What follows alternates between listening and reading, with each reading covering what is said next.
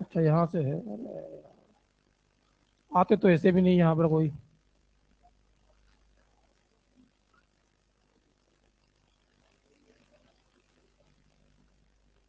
आप में से किसी ने किया ऑनलाइन क्लास? तो कौन है ये लोग?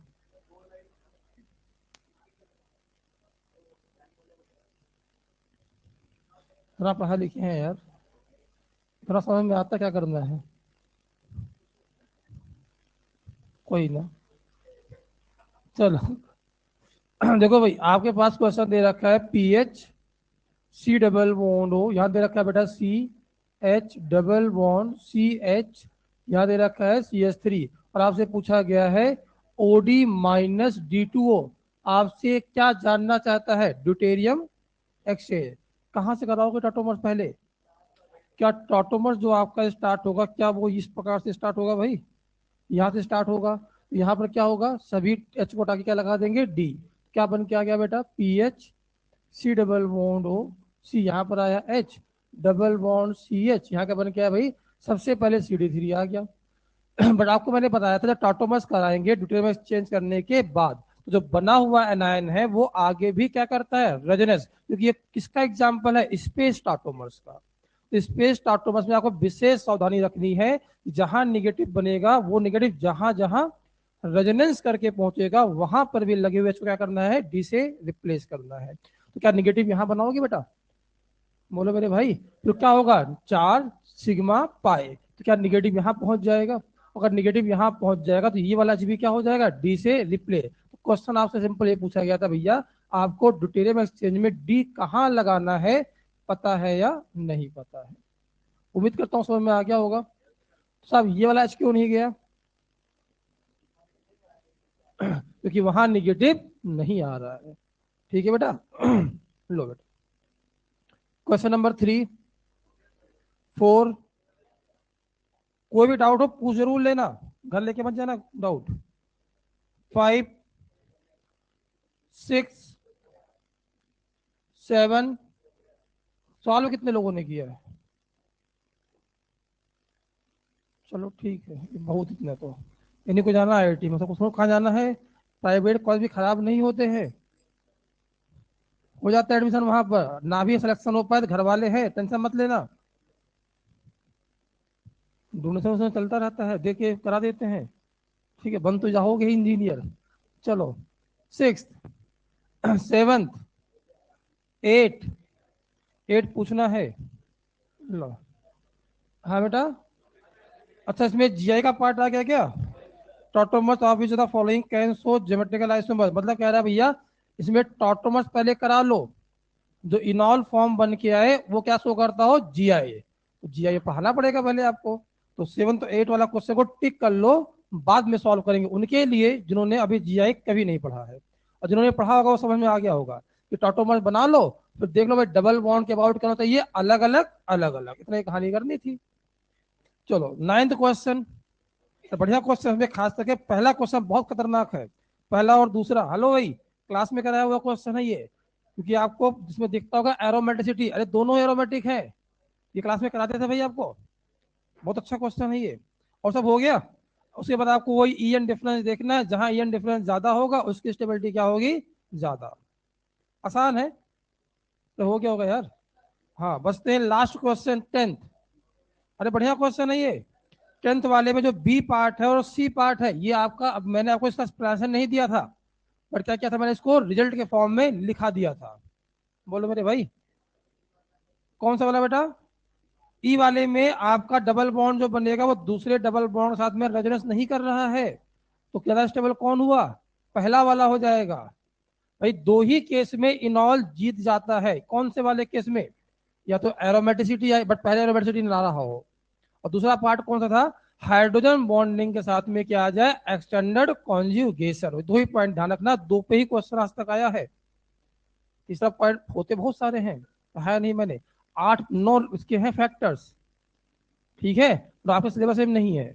आज तो पढ़ा देता हूँ, 11 पढ़ाता हूँ, जब 11वीं क्लास के बच्चे होते हैं ना उनको सब पढ़ाता हूँ मैं। 10th में आंसर कौन कौन सा पीछे दे रखा होगा, देख लो। नहीं दे रखा है? How many are the following option first compound is more stable than second. तो पहले वाले में तो गड़बड़ है भाई, सेकंड वाले में भी क्या है, गड़बड़ है, थर्ड वाला सही है, फोर्थ वाला भी गड़बड़ है, और ई वाला कैसा है, सही है। तो आंसर कौन हो गया, सी और ई। तो भाई लिख लो, जिनको ना पता हो, सी और ई दो ही जाएंगे इसके अंदर। इतना ही पढ़ाया था ना आपको। अरे डबल बॉन्ड सिग्मा पाई होना चाहिए, कहाँ है, रजन सिखाऊं वापस आपको, कोई बात नहीं है। डी ऑप्शन में एरोमेटिसिटी है, कहाँ दोनों एरोमेटिक है, एक में लूप कहाँ बना पा रहे हो, इलेक्ट्रॉन पहले गिन लो, लूप चाहे बनता हो चाहे ना बनता हो। चलिए क्या पढ़ाया था, कन्फॉर्मेशनल आइसोमर्स कुछ पढ़ाया था, हेडिंग डालिए कन्फॉर्म, वो पढ़ाया था कॉन्फ़िगरेशनल और कन्फॉर्मेशनल में क्या डिफरेंस होता है। क्या होता है डिफरेंस भाई, दोनों ही स्टीरियो के पार्ट है, दोनों में ही 3D में चेंज होगा, बट फर्क क्या है, जो आपका कॉन्फ़िगरेशनल होगा वो एक दूसरे में कभी कन्वर्ट नहीं होते, जबकि कन्फॉर्मेशनल क्या होते हैं, एक दूसरे में इंटर कन्वर्टेबल होते हैं। ठीक है भाई, हेडिंग डालिए कन्फॉर्मेशनल आइसोमर्स, कन्फॉर्मेशनल आइसोमर्स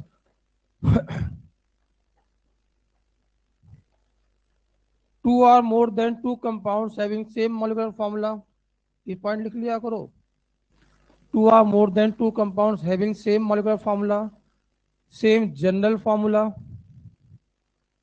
बालक आज और कम हो गए, दिन प्रतिदिन कम होते जा रहे हैं, क्या पढ़ा दिया ऐसा मास्टर ने। टू और more than two compounds having same molecular formula, same general formula, same D you, इतने बहुत है, same connectivity, same D you and same connectivity. Two or more than two compounds having same molecular formula, same general formula, same du and same connectivity। ठीक है भाई, इसमें एक point और जुड़ गया है, क्या नाम है उसका, कनेक्टिविटी, क्योंकि कनेक्टिविटी अगर एक बार चेंज हो गया फिर 3D में घुमाते रहो आप, कभी क्या नहीं बनेगा, वो स्टीरियो का पार्ट नहीं बनेगा, सिखा चुका हूं पहले भी। बट डिफरेंट 3D अरेंजमेंट, आगे लिखो, but different 3D arrangement, but different 3D arrangement, but different 3D arrangement of any atoms or group, of any atoms or group due to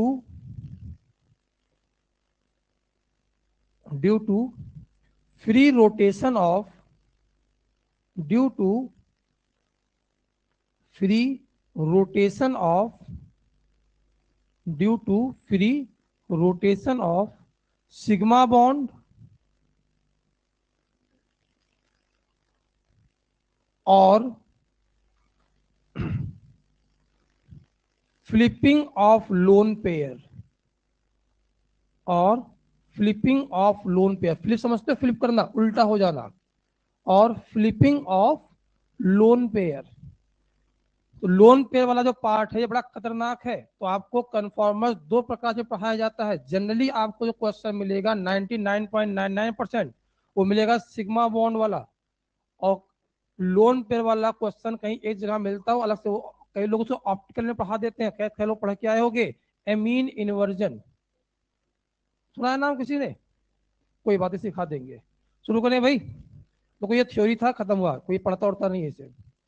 कहा जा रहा है कि सिग्मा बॉन्ड अगर है तो सिग्मा बॉन्ड में क्या होता है बेटा, तो बोलो मेरे भाई, फ्री रोटेशन, और जब फ्री रोटेशन होगा तो वहां क्या बन के आएगा, कन्फॉर्मेशनल आइसोमर्स। बोलो मेरे भाई, तो अब आप मुझे बताओ, आप लोन पे वाला भूल भी जाओ, कोई काम का नहीं है, आपको याद रखना है कि कन्फॉर्मेशनल आइसोमर्स वहां पढ़ेंगे जहां पर कंपाउंड में क्या दिखे, सिग्मा बॉन्ड देखिए, और सिग्मा बॉन्ड रोटेशन से क्या मिल जाए आपको, 3D में चेंज। अब एग्जाम में क्वेश्चन आपके पास आया भाई, कुछ क्वेश्चन लिख रहा हूं मैं, भाई लिखा यहाँ पर HCl, यहाँ लिखा बेटा हमने BCl3,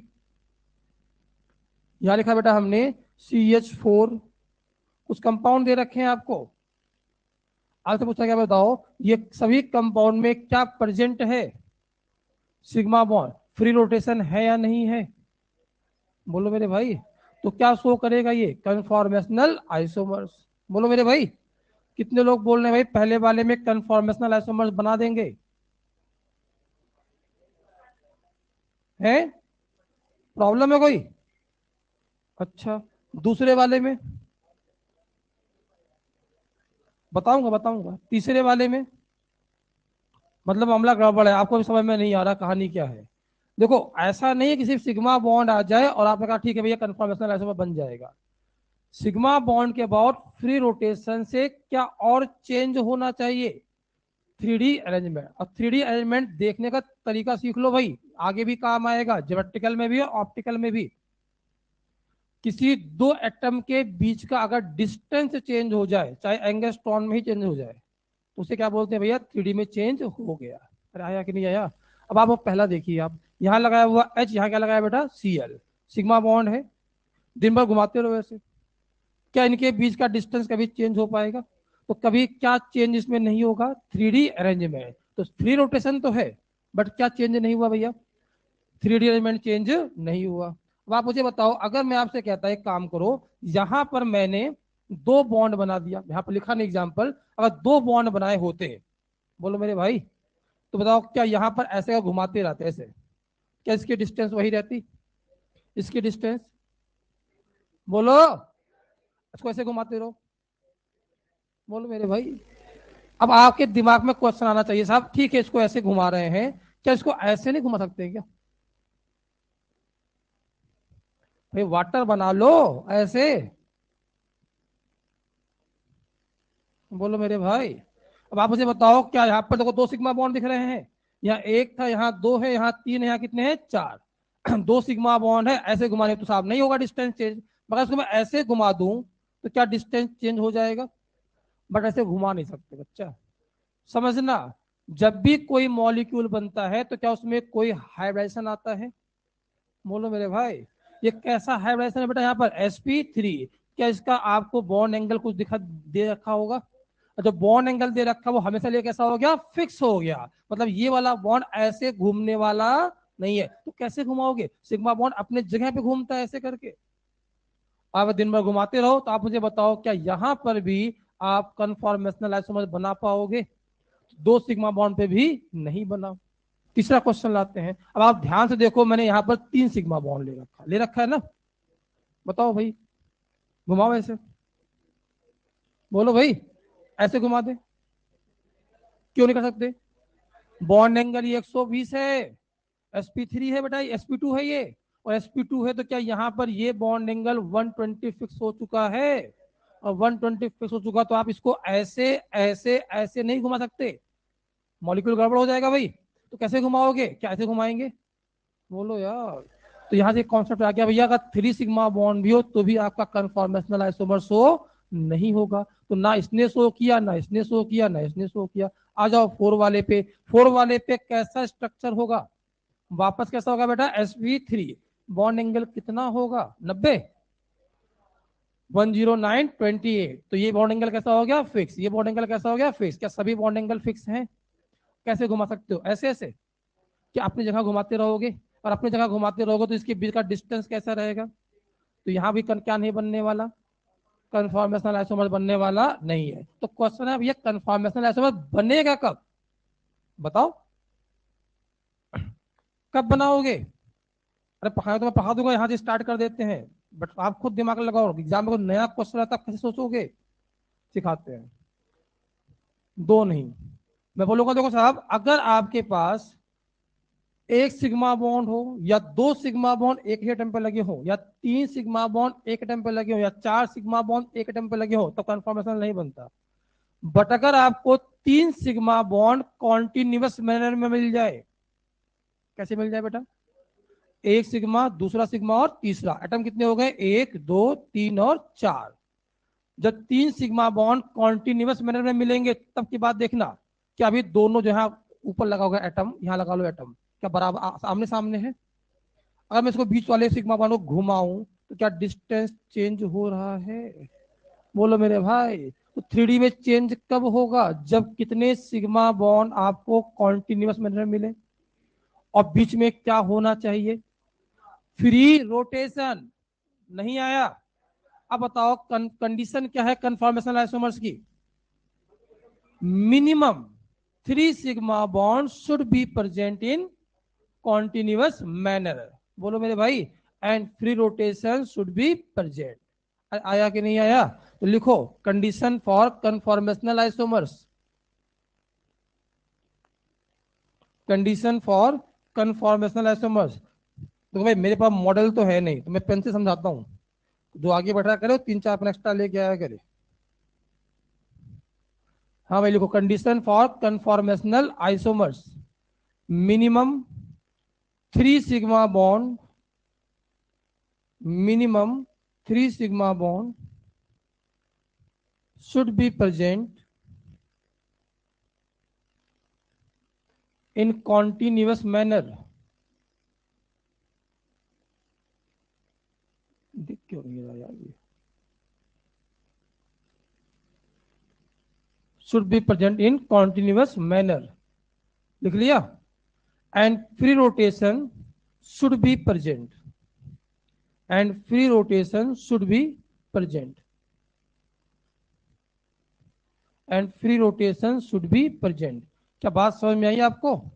तो आप मुझे बताइए बेटा, यहां पर अगर मैं आपसे कहता, समझना, सी यहाँ पर लिखा बेटा मैंने, एच यहाँ लिखा, एच यहाँ लिखा, एच यहाँ लिखा, सी यहाँ लिखा, एच यहाँ लिखा, एच यहाँ लिखा, एच, फिर लिखा आपके सामने CH3, CH2 यहाँ लिखा, CH3, फिर यहाँ लिखा आपके सामने CH3, CH2, CH2, CH3। हाँ भाई, फिर यहाँ लिखा आपके सामने CH3, CH, यहाँ लिखा CH3, CH2, CH3, फिर आपके सामने लिखा बेटा यहाँ पर HOOH, फिर यहाँ लिखा मैंने HN, H यहाँ पर आया, N यहाँ पर आया, H यहाँ पर आया, H। आपसे पूछा गया ये कंपाउंड कन्फॉर्मेशनल आइसोमर शो करेगा कि नहीं करेगा? बोलो मेरे भाई, कैसे देखा आपने? 1 2 3, 3 सिग्मा बॉन्ड कैसे प्रेजेंट है?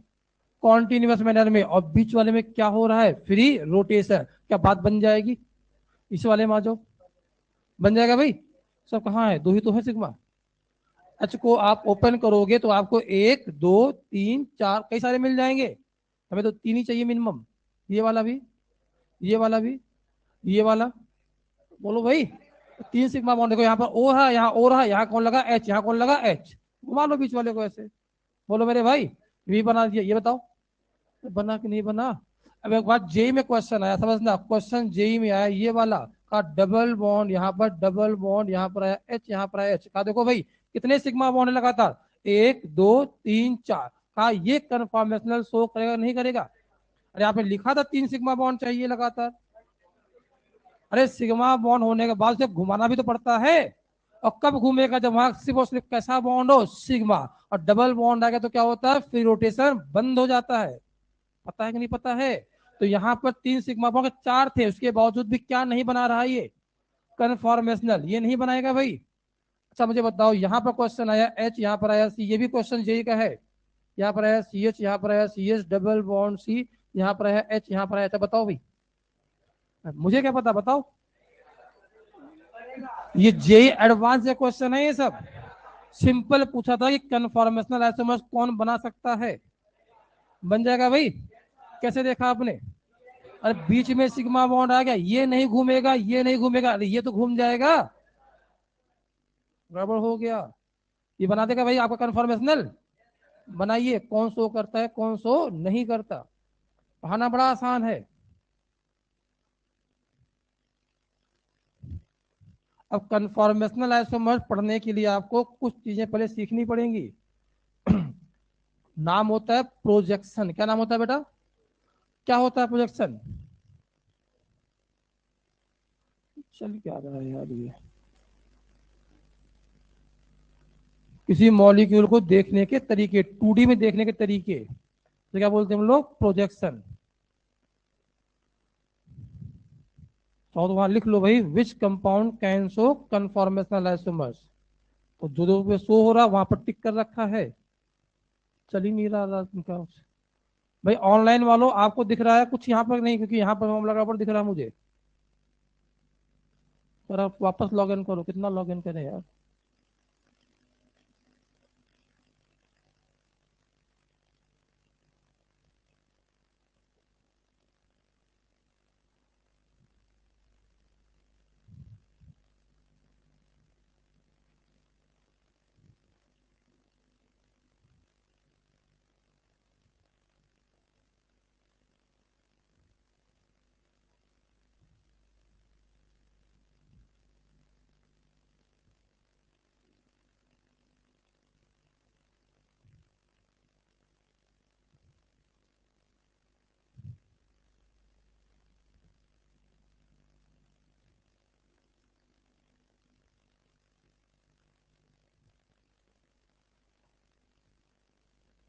हाँ भाई लिख लिए।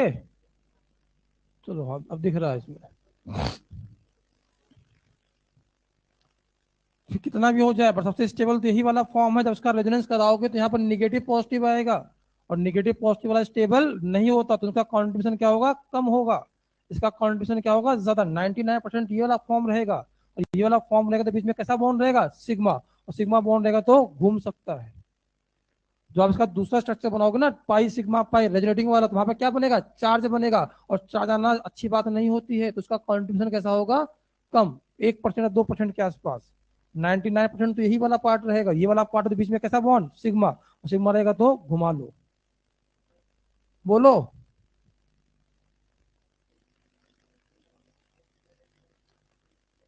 फिर कहाँ घुमाया आपने, वो तो मॉलिक्यूल घुमा दिया आपने, हमें सिग्मा बॉन्ड घुमाना है, एक को फिक्स करो दूसरे को घुमाओ। अरे बीच वाला सिग्मा बॉन्ड घुमाना है, एक को फिक्स करना है दूसरे को घुमाना है, ये होता तरीका। शुरू करें भाई। क्वेश्चन लिखिए। Minimum number of carbon, minimum number of carbon required for conformational isomers, minimum number of carbon required for conformational isomers। हाँ भाई, कितने लोग बोल रहे हैं इसमें, आंसर आएगा 5, 5, 4, 4, 4 आएगा। अरे इथेन देखो जरा एक बार, 3, 2, 1, 0। अरे ये देखो लिखा पीछे एग्जाम्पल, कहाँ है कार्बन यहाँ पर, मैंने ये कब लिखा कि एल्केन में बताना है, सब लिखा है इनसे सामने। यहाँ कहाँ दिख रहा है आपको कार्बन, बताओ, दिख रहा है कार्बन आपको। तो एक कन्फॉर्मेशनल आइसोमर शो होने के लिए हमें सिर्फ 3 सिग्मा बॉन्ड कॉन्टिन्यूस मैनर में चाहिए। ये कब कहा कि आपको इस कंपाउंड में बताओ, आंसर कितना हो गया, 0। और लिखो एग्जाम्पल है दोनों, दो आंसर, क्योंकि आपको पढ़ाया ऐसे क्या कि इथेन से शुरू करना होता है। कन्फॉर्मेशन कहाँ शुरू करते हैं, इथेन से। अरे वो एल्केन के अंदर है वो। चले क्वेश्चन में कहाँ लिखा हुआ कि आपका एल्केन में बताना है, ठीक है भाई। आंसर क्या हो गया, 0, और लिखो दो एग्जाम्पल। अब दूसरा क्वेश्चन लिखिए। Minimum number of carbon required in alkane, minimum number of carbon required in alkane for conformational isomers। अब ये कारक सभी कंपाउंड में नहीं बताना है, किसमें बताना बच्चा, एल्केन। एक कार्बन एल्केन का नाम क्या होता है, मीथेन, ये रहा मीथेन, ये बनाने वाला नहीं है, तो मीथेन नहीं बनाता। स्टार्ट कहां से होता है बेटा, इथेन। अब आंसर कितना जाएगा, 2। इथेन के, एल्केन के अंदर 2 कार्बन चाहिए। Minimum number of carbon required in alkane for conformation isomer equal to क्या है, 2। अब ऐसा लिख लो, इथेन, मीथेन बनाता नहीं है। उम्मीद करता समझ में आ गया। अब क्वेश्चन है भाई, पढ़ना कौन सा, पढ़ा तो आपने सब कुछ दिया, ये भी सब। हमें सब नहीं पढ़ना, हमारे सिलेबस में 2 ही हैं, एक का नाम है इथेन और एक का नाम बेटा क्या है, एन ब्यूटेन। ये 2 पे क्वेश्चन पूछता है मैक्सिमम टाइम वो, या इसके अलावा अगर कुछ आएगा तो बता देंगे आपको, ठीक है। बोलो। चलिए हिंट डालिए। न्यूमान प्रोजेक्शन, न्यूमान प्रोजेक्शन, क्योंकि आप जितने भी कन्फॉर्मर्स पढ़ते हो वो कौन से प्रोजेक्शन में पढ़ते हो बच्चा? न्यूमान, न्यूमैन, नया आदमी, जो भी मर्जी लिख लो, न्यूमान प्रोजेक्शन। सब ये कौन सा प्रोजेक्शन है समझाते हैं आपको, लिखो, समझो समझो समझो समझो। किसी भी मॉलिक्यूल, जो 3D मॉलिक्यूल होता है, उसको देखने के बहुत सारे तरीके होते हैं। फ्रंट व्यू होता है, साइड व्यू होता है, अपर व्यू होता है, समझे आप? बहुत सारे व्यू होते हैं। तो जो आपका न्यूमान प्रोजेक्शन होता है वो होता है फ्रंट व्यू प्रोजेक्शन। कैसा होता है बेटा?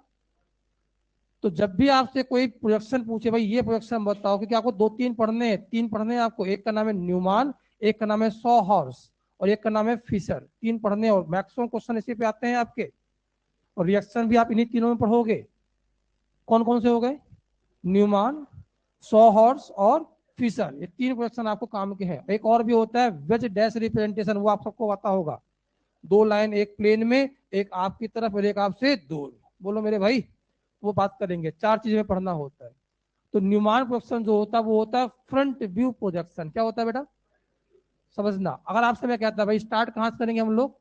इथेन से, तो आपने कहा इथेन हमारे सामने ये बना दिया, ऐसे ये बना दिया ना भाई। अब आप मुझे बताओ ये कैसे दिखेगा आपको बताना। अगर आप यहां देखो, जितने दोनों कार्बन कैसे हाइब्रिडाइज है, बोलो मेरे भाई, sp3, यही है ना भाई?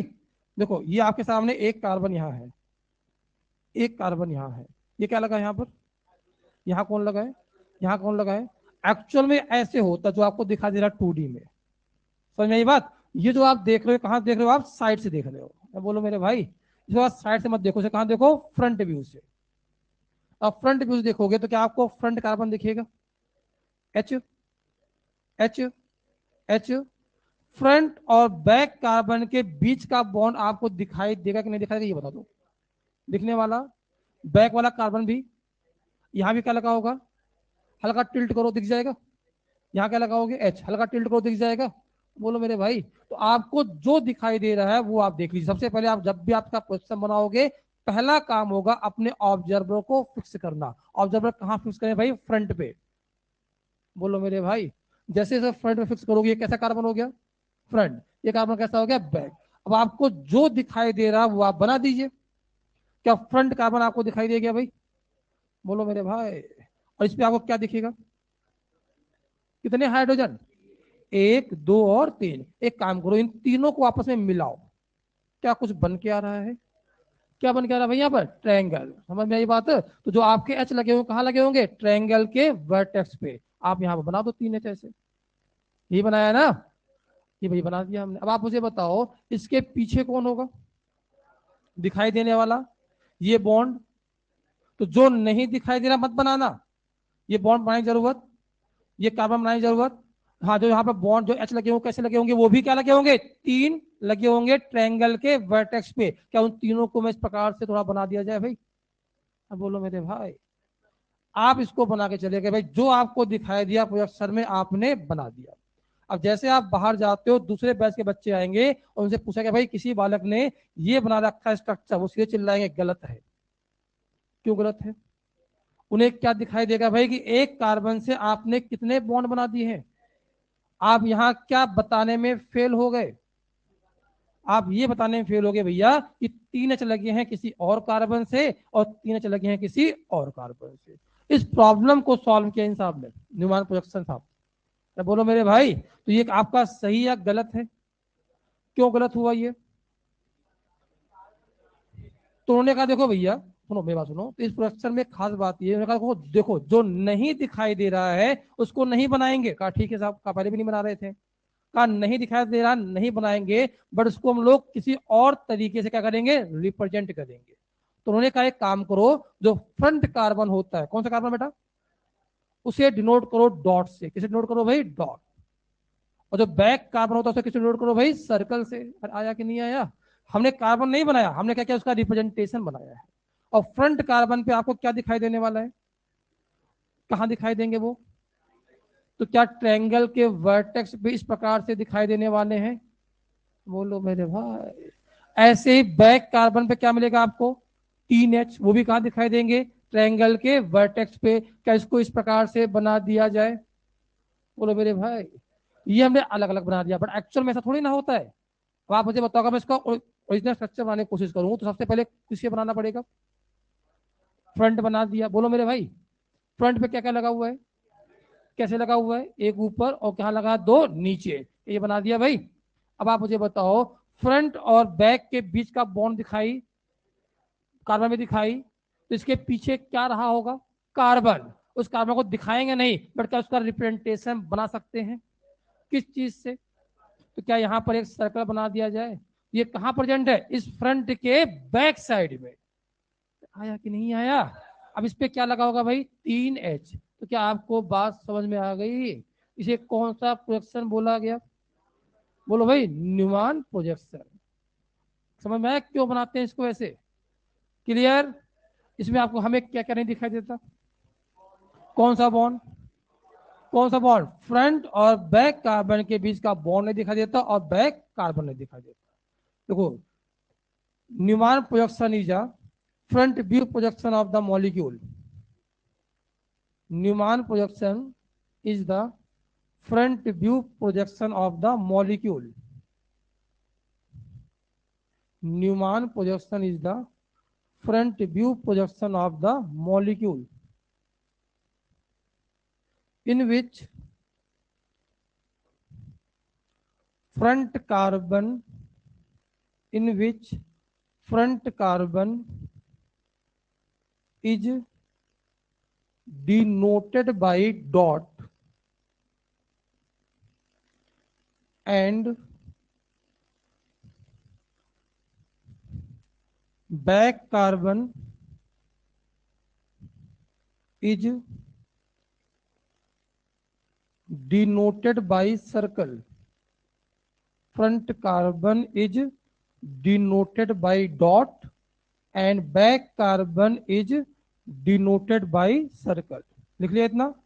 and remaining valency of carbon and remaining valency of carbon present vertex of the triangle. Remaining valency of carbon present at vertex of the triangle. बनाइए।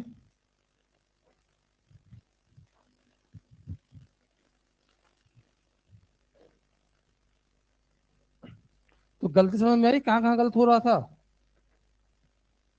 कहाँ है वो? अब बोलना याद कर रहे थे, आप दोस्त था ना वो।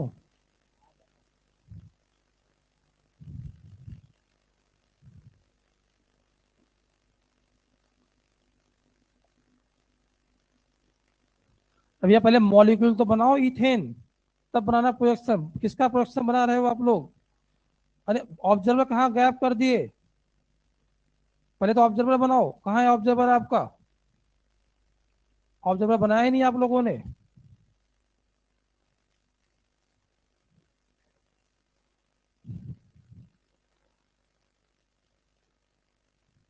सही है।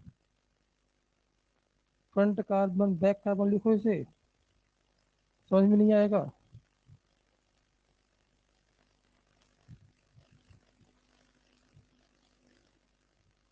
तो जल्दी लिख भाई, बहुत धीरे लिख रहा है।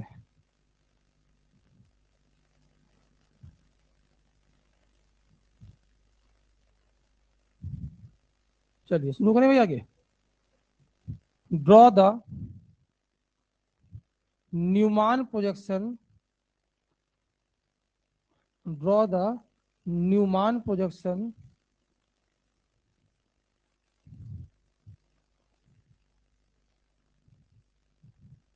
Of n butane. नाम सुना है आपने?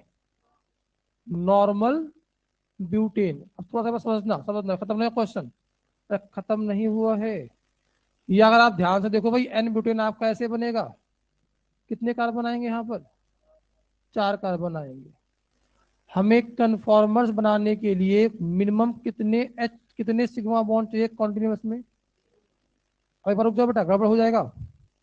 अगर मैंने अपने ऑब्जर्वर को यहां फिट कर दिया, समझना, तो ये कार्बन कैसा बनेगा? ये कार्बन क्या बनेगा? तो फ्रंट कार्बन पे क्या पे मिलेगा आपको? 3 हाइड्रोजन। बोलो मेरे भाई। बैक कार्बन पे क्या मिलेगा? 2 हाइड्रोजन और एक पूरा इथाइल ग्रुप मिलेगा। वो अलग कन्फॉर्मर बनेगा। तो जब भी आपसे जेई पूछता है, आज तक पूछा है, तो एन ब्यूटेन के अंदर वो लिखता है न्यूमान प्रोडक्शन, क्या लिखा आपने? Draw Newman production of across C2C3 carbon, ऐसे लिखेगा अक्रॉस C2C3 कार्बन। इसका मतलब क्या है? पहले आप आईयूपीएसी नंबरिंग करिए, इसका मतलब समझो, एग्जाम में से लिखा हुआ बहुत आता है। 5-6 कार्बन चेन बना देगा, कहेगा बताओ इस कंपाउंड में इस कार्बन के क्रॉस बताना है। इसका मतलब समझो पहले आप। अगर मैं यहाँ नंबरिंग करूँ, आईयूपीएसी नंबरिंग करूँ, तो क्या क्या बनाऊंगा बताना बेटा। यहाँ पर, यहाँ पर कौन आया भाई? 1, यहाँ बताओ भाई 2, यहाँ पर आया 3, यहाँ पर आया 4। मतलब हमें जो सिग्मा बॉन्ड रोटेट कराना है वो किसके बीच में घुमाना है? इसके बीच में घुमाना। मतलब इसमें से किसी एक को क्या बनाना पड़ेगा आपको? फ्रंट। किसी एक को क्या बनाना पड़ेगा? बैक। तो आपका ऑब्जर्वर मैंने यहाँ फिट कर दिया ऐसे। ये कैसा हो गया बेटा? फ्रंट। ये कैसा हो गया? बैक। अब समझ में आई बात? इसका मतलब समझ में आया क्या लिखा होता है एग्जाम में ये? अब बताओ फ्रंट कार्बन को डिनोट किससे करेंगे? इस पे कितने ग्रुप मिलेंगे हमें? 3। कौन कौन से?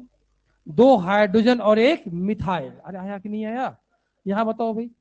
2 हाइड्रोजन और एक मिथाइल। क्या बात समझ में आई? तो भाई यहाँ पर देखो ध्यान से, मैं सीधे बना रहा हूँ सीधे। मैंने यहाँ पर फ्रंट कार्बन डोट किया डॉट से। क्या क्या मिले यहाँ पर? 2 हाइड्रोजन और एक मिथाइल। तो जितने भी आपके कार्बन कंटेनिंग चेन होंगे उसे हम लोग कहाँ रखना पसंद करेंगे? वर्टिकल पे। कहाँ रखेंगे भैया? वर्टिकल। तो मिथाइल कहाँ लगाए? ऊपर लगा दो ऐसे। यहाँ क्या बन गया बेटा? एच। यहाँ बताओ भाई एच। क्या फ्रंट वाला मामला फिट हो गया? अब कहाँ जाएंगे? तो किससे नोट करेंगे?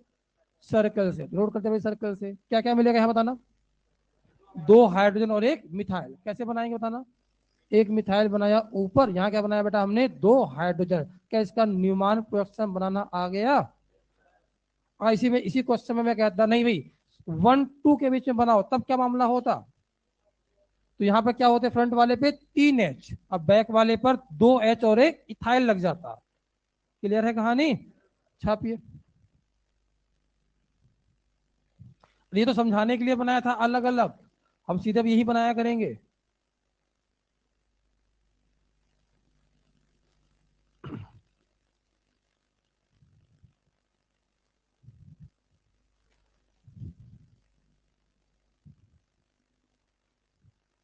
एक क्वेश्चन जी एडवांस का से न्यूमान क्वेश्चन पाया हुआ है, करा दें? आपने सिंपल से पूछा था कि आपको न्यूमान प्रोडक्शन देखना आता है या नहीं आता?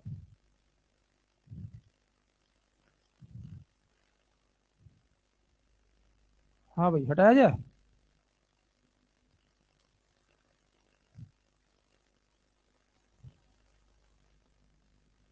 जल्दी बनाओ।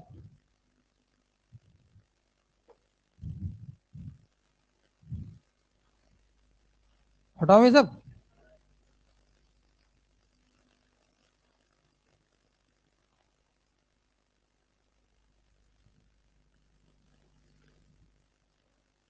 सर्कल देख के थोड़ी ना बनाते हैं, जल्दी बनाओ यार, बैठे हुए हो। हाँ बेटा, 1 और। अरे सरकार, सिग्मा बॉन्ड ऐसे घुमाना होता है, यहाँ के बाद यहाँ थोड़ा घुमाओगे। जो लगातार लगे तो उन्हें घुमाना होता है। ठीक है, वो सब बताऊंगा, अभी टेंशन मत लो आप। आगे बढ़े भाई। अभी पढ़ाया कुछ नहीं, वैसे आपको न्यूमान क्वेश्चन सिखा रहा हूँ। चलो, एक क्वेश्चन बेटा आपके पास आया, बहुत सिंपल सा क्वेश्चन है। यहाँ पर लिखा CH3 यहाँ पर आया बेटा CH3, यहाँ पर आया CH2 CH3। इसका मैंने न्यूमान प्रोडक्शन बना दिया इस प्रकार से। Newman projection. यहाँ लगा दिया बेटा हमने CH3 यहाँ लगा दिया मैंने एक्स ग्रुप, यहाँ लगा दिया मैंने वाई ग्रुप, यहाँ लगा दिया मैंने एच और एच। का possible value of X and Y for given compound. IIT JEE advance का क्वेश्चन है ये। शुरू हो जाओ, लिख लो। Possible value of X and Y. IIT JEE advance का क्वेश्चन है ये, हल्के मत लेना इसको।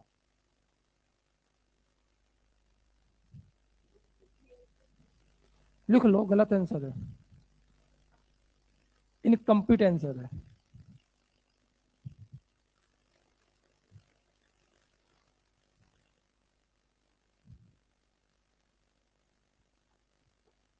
चलो 6 शुरू करें भाई। मैं कह रहा हूँ एडवांस का क्वेश्चन है। अभी आपका जो आंसर है वो इनकम्प्लीट है। एच और इथाइल आ रहा है। अच्छा, और किसे कुछ आ रहा है? मिथाइल और मिथाइल आ रहा है। अच्छा, पहले आप अपने डिसाइड कर लो सही कौन सा है। मिथाइल और मिथाइल। कितने लोग का मिथाइल और मिथाइल आ रहा है? कितने लोग का आ रहा है एच और इथाइल? आप अकेले हो बेटा, और कुछ लोग कुछ भी नहीं आ रहा है? दोनों पॉसिबिलिटी है। अच्छा, तो शुरू करते ऊपर देखो, अरे सुनो भाई, अरे समझो मेरी बात सुनो। आप मुझे बताओ, इस स्ट्रक्चर जो आपको निर्माण दे रखा है, इसमें आपको एक चीज कंफर्म हो गया, फ्रंट वाले पे हमें क्या मिलना ही मिलना चाहिए। क्या दो मिथाइल मिलने का ही मिलेगा? इसे बनाते हैं फ्रंट, इसे बनाते हैं फ्रंट। क्या इसे फ्रंट बनना ही पड़ेगा? क्यों? दो मिथाइल मिलेंगे। अब बोलो मेरे भाई, अब रुक जाओ, अब सही आंसर है। दो आंसर है इसके। अब अगर ये फ्रंट है तो ये तो ऑब्जर्वर पे डिपेंड करेगा कि ऑब्जर्वर इसको यहां से देख रहा है या इधर से देख रहा है। अब बोलो मेरे भाई, समझना, अगर इसको मैं इस प्रकार से बनाऊं, ध्यान देना भाई, CH3C, मैं दोनों बना दे रहा हूँ। CH3 यहाँ पर आया बेटा, CH3 यहाँ बनाया, CH2 यहाँ बनाया, CH3, और यहाँ बना दिया मैंने इस प्रकार से ऑब्जर्वर, ये बना दिया फ्रंट। समझ पा रहे हो क्या पढ़ाया जा रहा है? अगर आपने इसे फ्रंट बनाया यहाँ से, तो ये क्या बन गया बेटा? बैक। तो फ्रंट वाले में क्या मिलेगा आपको? कितने मिथाइल? इसमें कितने मिले आपको भाई? फ्रंट और बैक तो ये बन गए ना पूरा आपका। तो इस पे क्या क्या मिला आपको? 3 मिथाइल। 2 मिथाइल गिवन है, तो एक्स क्या हो गया यहाँ पर? तो इस वाले केस में एक्स कैसा हो गया आपके पास? मिथाइल। जब बैक वाले में क्या मिलेगा आपको? 2H और एक CH3। क्या 2H ऑलरेडी दे रखा है? तो Y क्या हो गया बेटा इस केस में? अरे क्या CH3 हो गया मैं भाई? अब आ जाओ इस वाले केस में, अगर आपने फ्रंट यहां बना दिया, जैसे देख रहे हो, तो क्या बैक कार्बन ये बन जाएगा? हमें इस बार इसके बीच में देखना है भैया। बोलो, फ्रंट वाले पे क्या क्या मिलेगा बताना। फ्रंट वाले पे 2 मिथाइल ऑलरेडी गिवन है, तो एक्स क्या हो जाएगा? एक्स क्या हो जाएगा? ये पूरा ग्रुप क्या बन गया बेटा? CH2CH3। समझ में नहीं आया? बैक वाले पे क्या मिलेगा आपको? 3H। क्या 2H ऑलरेडी गिवन है? तो वाई क्या हो गया बेटा हमारे सामने? H। तो इसके आंसर कितने आएंगे साहब? 2 आएंगे। और पहला ऑप्शन उसने वही लिखा था, CH3CH3, बस खत्म। लोगों ने आगे चेक ही नहीं किया, गलत हो गया, तो मैक्सिमम बच्चों गलत थे क्वेश्चन। समझ में आई बात? एडवांस का क्वेश्चन है ये। छापिए भाई, इसमें ये कहाँ बता रखा है कि कौन आपका, पुराना क्वेश्चन है ये, कौन आपका यहाँ पर फ्रंट है, कहाँ बता रखा है? इसने बताया कि भाई फ्रंट आपको वहां बनाना है जहां पर 2 मिथाइल लगा हो, तो फ्रंट बना दिया दोनों केस में। अब फ्रंट अगर इधर से देखोगे तो बैक इधर दिखेगा, उधर देखोगे तो बैक इधर दिखेगा। समझ में आया क्वेश्चन? सिंपल पूछा था कि आपको न्यूमान क्वेश्चन बनाना आता है कि नहीं बनाना आता।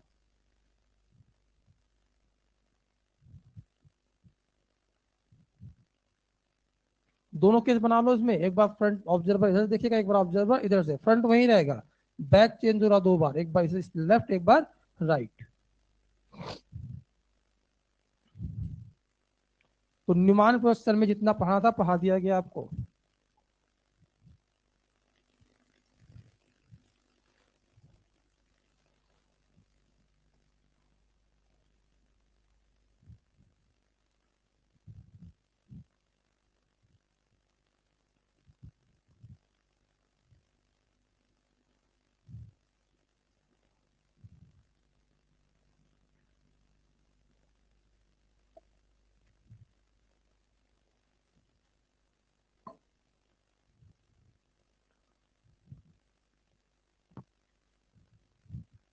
चलिए आगे बात किया जाए।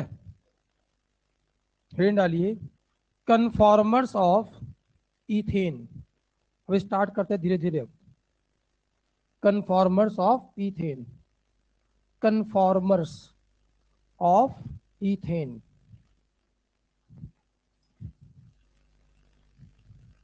Conformers of ethane.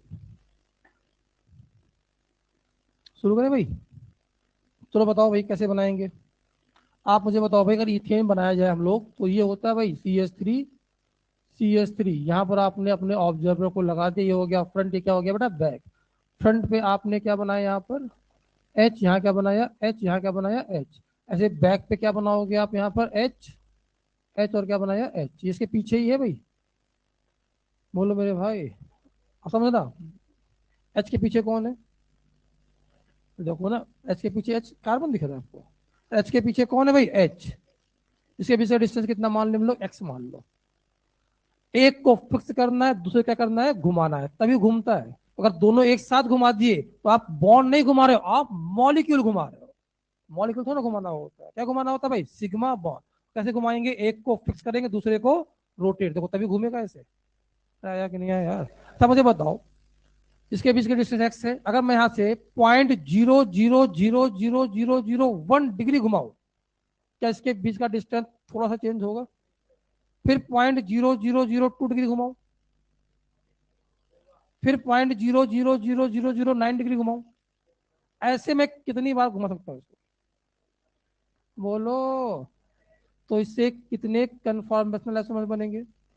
मतलब वो कंपाउंड जो क्या शो करता है, कन्फॉर्मेशनल आइसोमर्स, उससे कितने कन्फॉर्मेशनल आइसोमर्स पॉसिबल होते हैं? तो क्वेश्चन आता क्या इनफाइनाइट पढ़ना है? नहीं, बनते इनफाइनाइट है। उनका नाम होता है कन्फॉर्मेशनल आइसोमर्स। क्या नाम होता है भाई?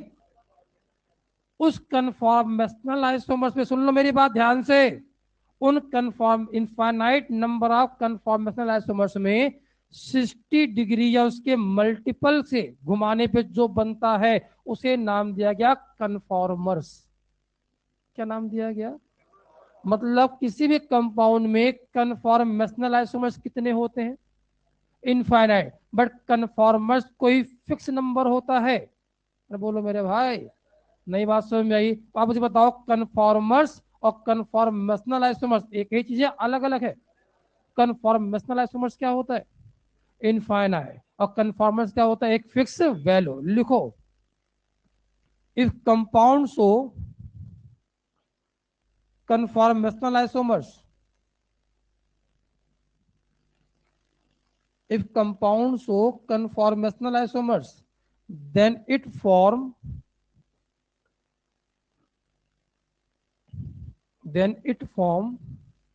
infinite number of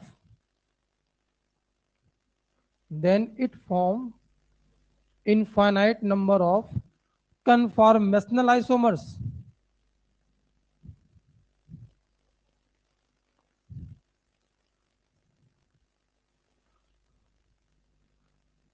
ठीक है भाई?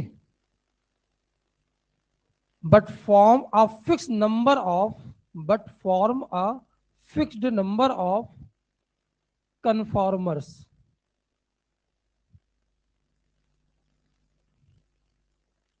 But form of fixed number of conformers. Conformers कौन से होते हैं भाई? जो 60, फिर 120, फिर उसमें जोड़ते जाओ 180, 240। समझ में आई बात? क्या बोलो मेरे भाई? अब क्वेश्चन हिसाब से उसे घुमाना शुरू करेंगे तो कितने कन्फॉर्मर बनाएंगे? मेरे को 60 के मल्टीपल में घुमाते जाओ। कब तक घुमाते जाओ? जब तक किसी भी एक से रिपीटेशन ना हो जाए। एक बार रिपीटेशन हो गया वहीं बंद कर देना। आया कि नहीं आया भाई? अब आप स्टार्ट करते हैं यहाँ से। क्या एक पहला कन्फॉर्मर जो गिवन है वो खुद एक कन्फॉर्मर का फॉर्म है? जो गिवन होता है उसको भी काउंट किया जाता है। ये भी गड़बड़ करके आते हो आप लोग, जो गिवन होता है वो भी काउंट किया जाता है। अब आप मुझे बताओ, जैसे मैं इसे 60 डिग्री घुमाऊंगा, अब क्वेश्चन से क्लॉकवाइज घुमा या एंटी क्लॉकवाइज, ये आप पे डिपेंड करता है। हाँ, अगर एक बार आपने डिसाइड कर लिया कि क्लॉकवाइज घुमाएंगे तो आगे भी कैसे घुमाओगे? अब इसमें दो पॉसिबिलिटी है, फ्रंट को फिक्स करो, बैक को घुमा दो, या बैक को फिक्स करो, फ्रंट को। ये भी आप पे डिपेंड करता है। हाँ, एक बार जिसको आपने फिक्स मान लिया है वही आगे भी फिक्स रखना। क्लियर है?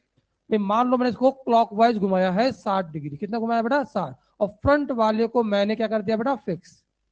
क्या फ्रंट वाला वैसे का वैसा रह जाएगा भाई? बोलो मेरे भाई। अब बैक वाले को आप 60 डिग्री घुमाओगे तो कौन कहां पहुंच जाएगा बताओ? इसके बीच में एंगल कितना है साहब? तो 60 घुमाओगे तो कहां पहुंच जाएगा? इसके बीचों बीच। क्या ये वाला घूम के यहां आ जाएगा? ये वाला घूम के, ये वाला घूम के, तो क्या बनाएगा बेटा बताना यहाँ पर? क्या ये वाला जो आपका बन के आएगा, क्या वो यहाँ आ जाएगा भाई? ये कहाँ आ गया बेटा? यहाँ। ये कहाँ आ गया? यहाँ। हाँ, वापस जाए तो वहीं का। इसे हम लेके जाते हैं, अपने आप घूमता है ये। अरे अपने आप घूमता है, क्योंकि सिग्मा बॉन्ड क्या होता है, अपने आप घूम रहा है। अब बोलो मेरे भाई, उसके आगे फिर से बनाओ, 60 डिग्री वापस घुमाओ। तो किसको फिक्स किया था आपने? तो अभी भी क्या रहेगा भाई? फ्रंट वैसे का वैसा। जैसे घुमाओ भाई 60 डिग्री, क्या होगा बताना? ये वाला घूम के, ये वाला घूम के, ये वाला घूम के, और जैसे आप बनाओगे ध्यान से देखो, पहला वाला और ये वाला क्या बिल्कुल एक जैसा दिख रहा है? तो ये क्या हो गया? इससे रिपीटिशन। तो एग्जाम में क्वेश्चन आया, इथेन के कितने कन्फॉर्मेशनल आइसोमर्स बनते हैं? फिर गलत हो गया। सुनना ही नहीं आप लोगों को कोई चीज, कितने पढ़ा लो। इथेन के कितने कन्फॉर्मेशनल आइसोमर्स बनते हैं? कितने कन्फॉर्मर्स बनते हैं? दो हैं, ये भी तो गिना जाएगा। नई बात समझ में आया तो लिखो, ethane form infinite number of conformational isomers.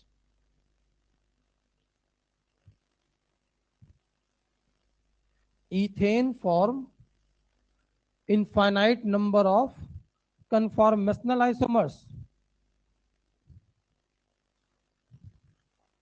and two conformers and two conformers। conformers दो ही बनाता है ये।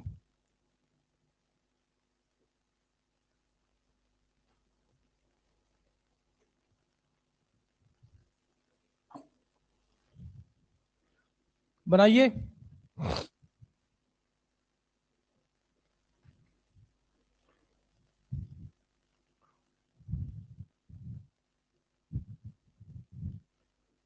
उम्मीद करेंगे बनाओगे, पहले बातचीत बाद में करोगे। क्या पूछना है? क्योंकि 60 डिग्री घुमाने पे स्टेबिलिटी में मैक्सिमा टू मिनिमा जाता है। बताऊंगा अभी। ऐसे नहीं, मैंने ऐसे जनरली उठाने का 60 ही घुमाना है। ग्राफ जो उसका ग्राफ बनेगा उसमें मैक्सिमा टू मिनिमा जो जाएगा, तो मैक्सिमम जो उसमें चेंज होती है स्टेबिलिटी में, 60 डिग्री पे देखा जाता है। इसलिए 60 डिग्री को सेलेक्ट किया गया। वो सब आएगा बस धीरे धीरे, अभी थोड़ा सब बता दूंगा, गड़बड़ हो जाएगा। ये आपको निर्माण बनाने में दिक्कत आ रही है, रिंग तो बन ना रहा है आपसे।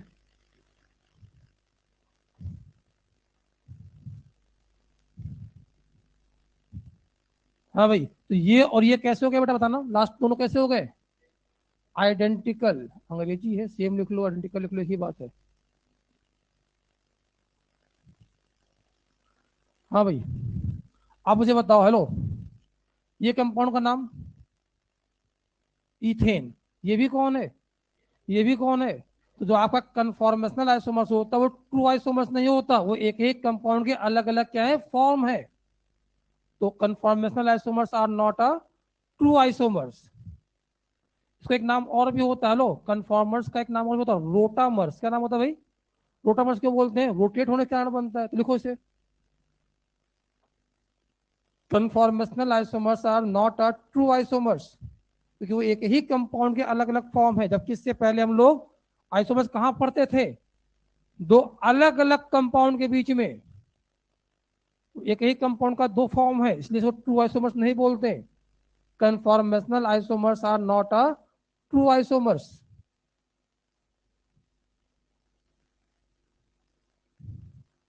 ठीक है, दूसरा पॉइंट लिखिए, conformers are also known as,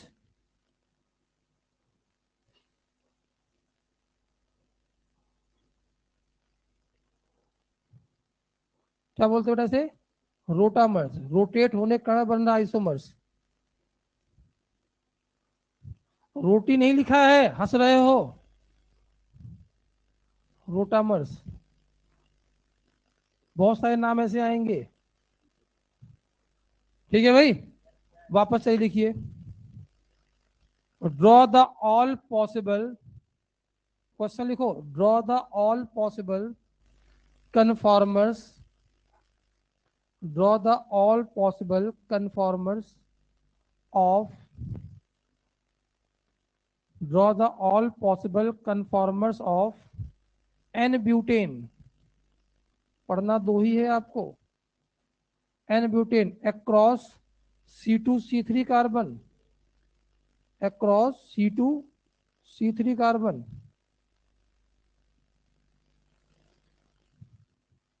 तो आपको किसके बारे में बात करना बेटा? n ब्यूटेन के बारे में।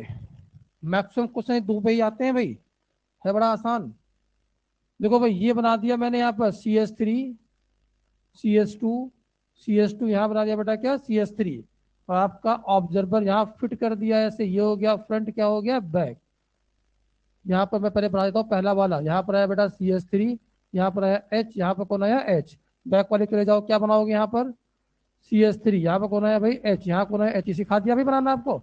अब क्या करेंगे हम लोग, 60-60 डिग्री घुमाना शुरू करो और देखो क्या कहीं पर रिपीटेशन हो रहा है या नहीं। बनाइए, अरे बनाओ, हवा हवाई बात मत क्या करो, बनाओ।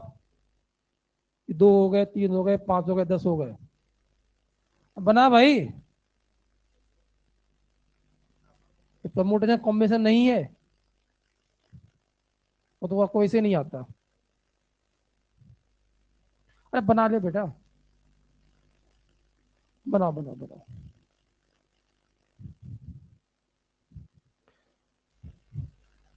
टाइम लगेगा क्योंकि मैं आपसे काम करवाना चाहता हूँ, आप बनाना सीखो। 2 सेकंड लगते बनाने में, फिर फटाफट उतार लो, आप कुछ ना सीख पाओगे, एग्जाम में नए क्वेश्चन आता है फिर।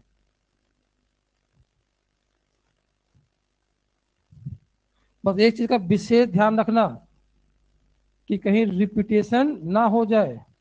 इतना बढ़िया आंख थोड़ी ना बनाना था आपको। बनाओ।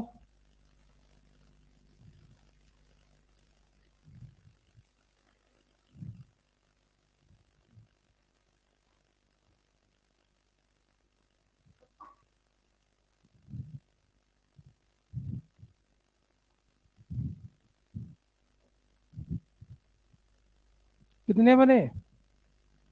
6 बन रहे हैं। अरे रिपीटेशन भी तो आ रहा होगा, और रिपीटेशन का मतलब ये नहीं होता कि बिल्कुल ग्रुप वही चाहिए, उस जैसा भी दिख जाए तो रिपीटेशन हो गया। शुरू कर रहे हैं भाई बनाना भी।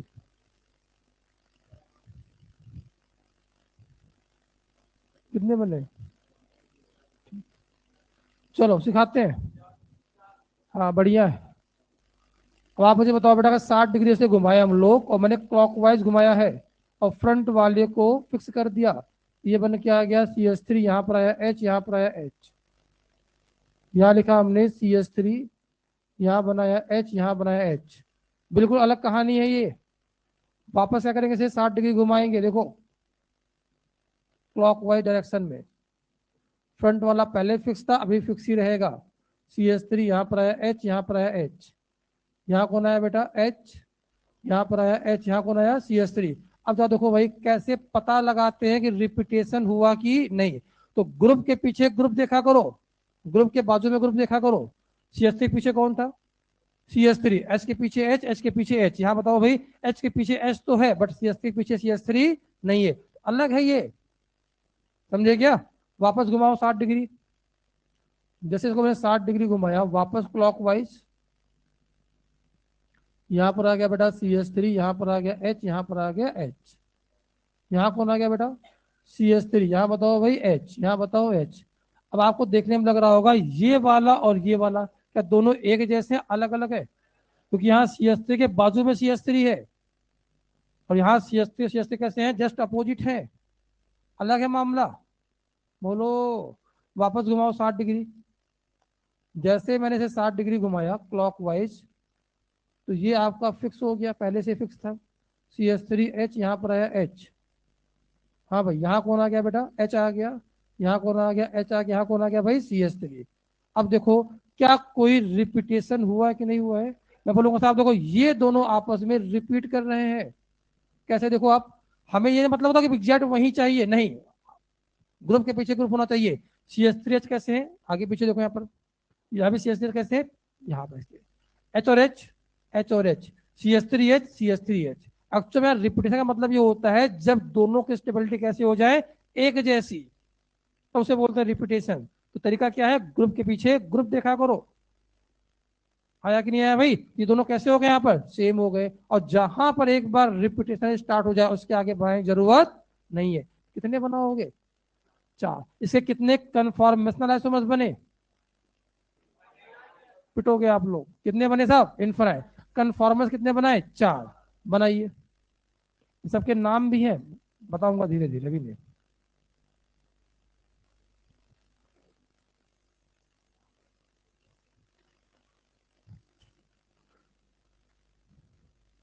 बना पाए,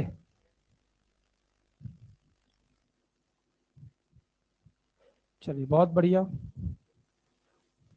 अब लिखिए आगे, some important points in conformers, some important points in conformers.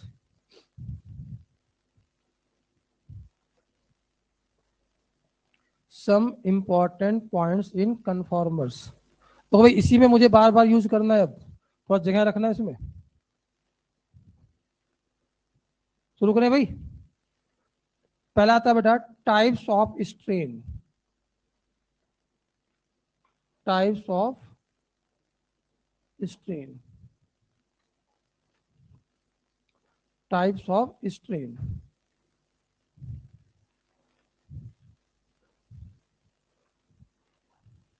दूसरा आता है नेम ऑफ कन्फॉर्मर्स। और तीसरा आता है डाई हेड्रल एंगल। ये 3 चीज पढ़ने हैं आपको।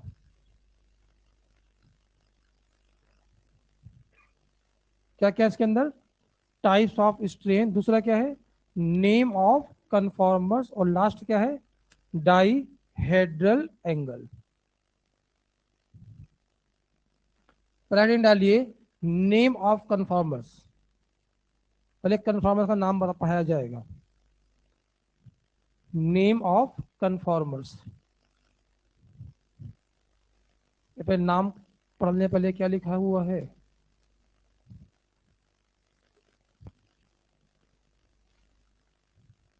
शुरू करें भाई, चलिए समझिए।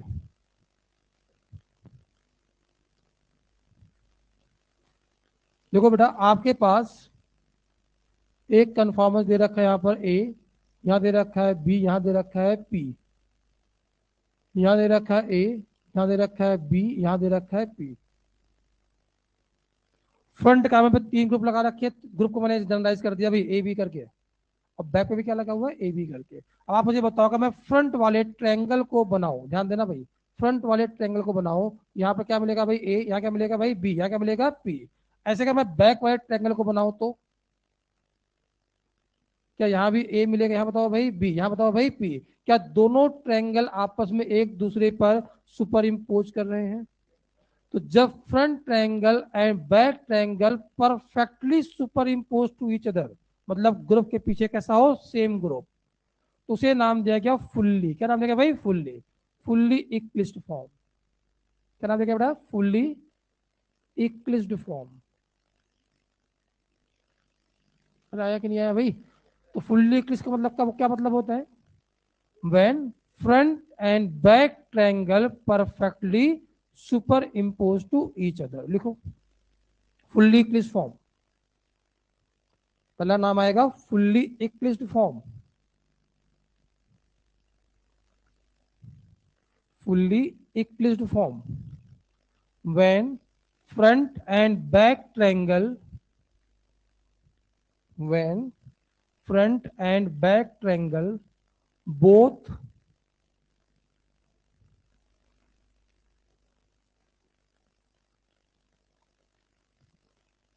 are perfectly, both are perfectly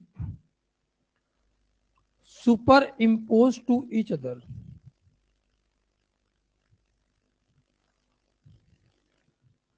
superimpose to each other,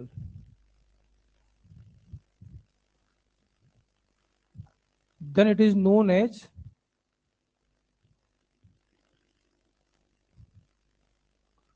fully eclipsed form.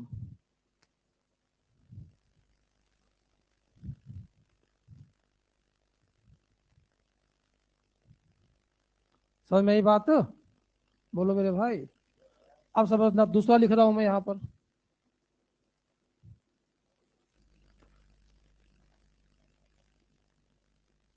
यहां लगाया बेटा मैंने ए, यहां लगाया बी, यहां लगाया मैंने सी, यहां लगाया ए, यहां लगाया मैंने बी, यहां लगाया मैंने सी। अब ध्यान से देख के बताओ, अगर मैं आपसे कहूं फ्रंट वाले ट्रायंगल की बात करूं, क्या आपको फ्रंट ट्रायंगल दिखाई दे रहा भाई? ऐसे अगर मैं आपसे कहूं भाई बैक वाला ट्रायंगल देखना एक बार, क्या बैक वाला ट्रायंगल ये दिखाई दे रहा आपको? इस बार दोनों ट्रायंगल कैसे हैं, परफेक्टली सुपर इम्पोज कर रहे हैं या परफेक्टली अपोजिट है? अपोजिट भी ऐसा, ये मतलब नहीं होता कि वो ट्रायंगल घूम गया, ग्रुप भी वही होना चाहिए। ए के पीछे कौन है? बी के पीछे कौन है? और सी के उल्टे में कौन है? सी। तो जब दो ट्रायंगल परफेक्टली एंटी हो जाए उसे नाम दिया गया एंटी। क्या नाम दिया गया भाई? एंटी। Anti staggered. क्या नाम दिया गया बेटा? Anti staggered form. आया कि नहीं आया? नाम थोड़ा दो चार बार लिखो तो याद हो जाएगा। ठीक है भाई। दूसरा पहले लिख लिया पहला वाला, दूसरा हेडिंग पड़ेगा आपका एंटी स्टैगर्ड। एंटी स्टैगर्ड बोलो या कहीं कहीं पर एंटी लिख के छोड़ देते हैं, या कहीं कहीं पर सिर्फ स्टैगर्ड लिख के छोड़ देते हैं, ये सब एक ही नाम है। पूरा नाम तो ये है इसका, एंटी स्टैगर्ड, बट कई बार इसको एग्जाम में एंटी लिख के छोड़ देते हैं, कई बार इसको स्टैगर्ड लिख के छोड़ देते हैं। समझ जाना भैया, वही है एंटी स्टैगर्ड वाला फॉर्म। अरे पहले ट्रायंगल नहीं बनाना है, पहले कन्फॉर्मर्स बनाना है, फिर ट्रायंगल बनता है। ट्रायंगल बना के फिट कर रहा है। दूसरा लिख लीजिए anti staggered form.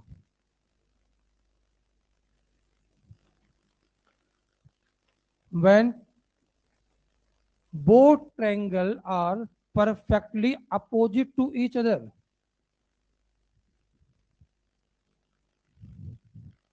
when both triangle are perfectly opposite to each other,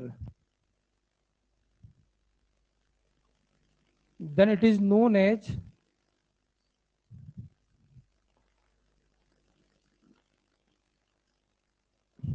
anti staggered form।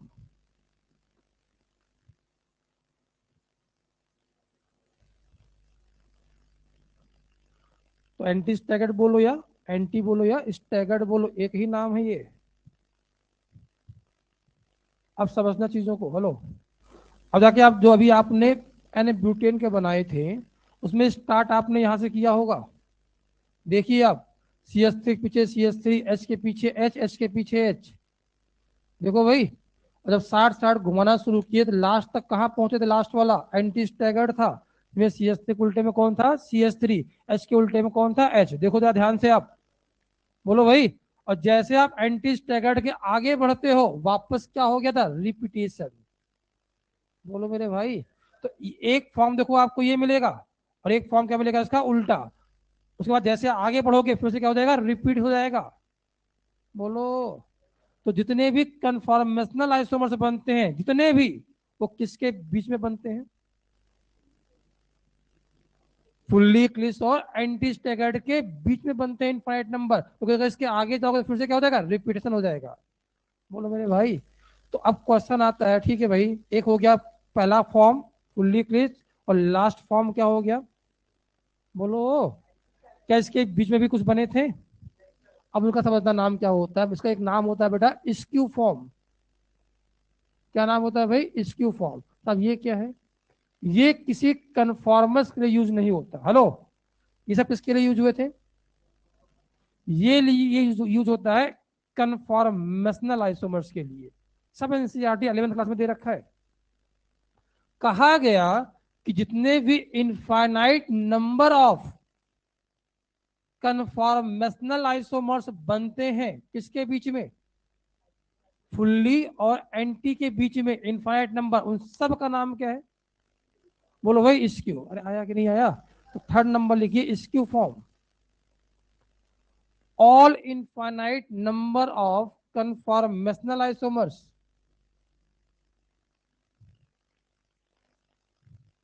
all infinite number of conformational isomers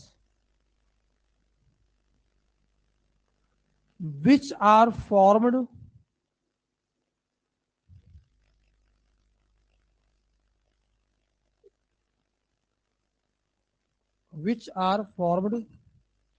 between fully eclipsed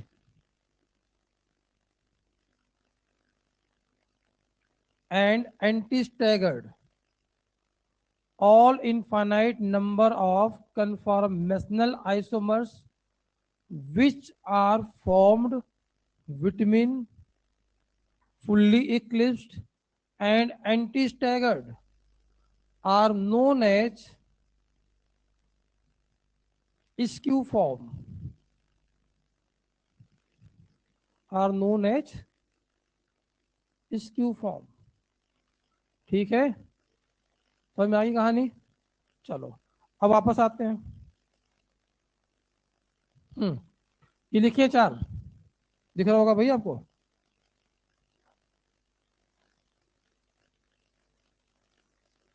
ये हटा रहा हूं मैं यहाँ से क्योंकि इसका रिपीटेशन स्टार्ट हो जाता है। पता है ना इसके बारे में, पढ़े पढ़ा चुका हूं मैं, बार बार थोड़ी ना बनाऊंगा। चलिए आते बेटा यहाँ पर, बताओ इसका नाम क्या है? क्या नाम है बेटा इसका? Fully eclipsed. फुल्ली इक्लिप्स्ड, इसका नाम क्या है बेटा? क्या इसका नाम एंटी स्टैगर्ड है? बोलो मेरे भाई, इन दोनों का नाम क्या होगा? क्या स्क्यू फॉर्म है? रुक जाओ रुक जाओ रुक जाओ, स्क्यू फॉर्म किसके लिए यूज किया जाता है? कन्फॉर्मेशनल आइसोमर्स के लिए। ये कन्फॉर्मेशन, ये तो सबके सब कन्फॉर्मेशनल आइसोमर्स के पार्ट है, बट ये एक पर्टिकुलर एंगल में बने हुए हैं, तो इसका नाम क्या दिया गया था? कन्फॉर्मर। और कन्फॉर्मर्स के एक अलग से भी नाम होते हैं। बोलो मेरे भाई, तो इनके अलग से भी नाम होंगे, क्यों? है तो स्क्यू का ही पार्ट, बट अलग से नाम होगा क्योंकि कन्फॉर्मर्स का पार्ट हो गया है। बोलो वो, जरा यहाँ आ जाओ, यहाँ देखो, क्या वापस ट्रायंगल के पीछे ट्रायंगल ही है? देखो ध्यान से, एक ट्रायंगल के पीछे कौन है? दूसरा ट्रायंगल। क्या यहाँ एच के पीछे दिखाई दे रहा भाई? यहाँ क्या परफेक्टली इंपोज कर गया, यहाँ यहाँ। तो इसे क्या नाम दिया गया? जब भी ट्रायंगल के पीछे ट्रायंगल हो तो उसे नाम कहते हैं इक्लिप्स। क्या नाम देते हैं भाई? इक्लिप्स।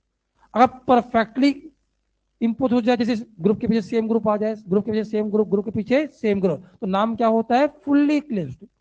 यहाँ पर कुछ पार्ट में तो सुपर इंपोज हुआ, बट कुछ पार्ट में सुपर इंपोज, तो नाम क्या देंगे? Partial Eclipse. क्या बात समझ में आई? तो इसका नाम क्या होगा बताना बेटा? इसका नाम होगा पार्शियल इक्लिप्स। अरे आया कि नहीं आया? अब यहां आ जाओ, क्या यहां पर परफेक्टली अपोजिट है? क्या परफेक्टली अपोजिट है? एच के पीछे एच मिल गया, एच के उल्टे में सी एस थ्री, एच के उल्टे में सी एस थ्री, तो इसका नाम क्या होना चाहिए? Partial stagger. ये भी नाम होता है, पर इसका एक दूसरा नाम भी ज्यादा फेमस है, उसे नाम दिया गया गॉस फॉर्म। क्या नाम दिया गया बेटा? Gauss form. अरे आया कि नहीं आया? इसका एक नाम और भी हो सकता है, क्या? बोलिए भी पार्शियल स्टैगर, बट ये नाम ज्यादा फेमस नहीं है, इसमें मैक्सिमम बार जे यही पूछता है नाम से। अरे आया कि नहीं आया? अब आप बताओ, गॉस फॉर्म और पार्शियल इक्लिप्स एक्चुअल में किसके पार्ट है? स्क्यू के ही पार्ट है वो। आया कि नहीं आया? तो हमें 4 नाम पढ़ने हैं, कौन कौन से? फुल्ली इक्लिप्स, एंटी स्टैगर्ड, उसके बाद पार्शियल इक्लिप्स और गॉच। लिख लो। और चाहो तो अलग से बनाओ या आगे पीछे लिख लो, आपकी मर्जी है। परफेक्टली नहीं बोलते हैं, फुल्ली ही नाम इसका है। क्या नाम है आपका? कुछ और नाम से बोल सकते हैं आपको, और दोस्तों तो और नाम भी तो होगा। दोस्तों में और भी तो नाम होगा आपका, तो क्लास में थोड़ी ना बोल सकते उस नाम को। यही नाम है। अरे आपका नाम थोड़ी ना पूछ रहे हैं, अपना नाम बता रहे हो उसको, जल्दी लिखो।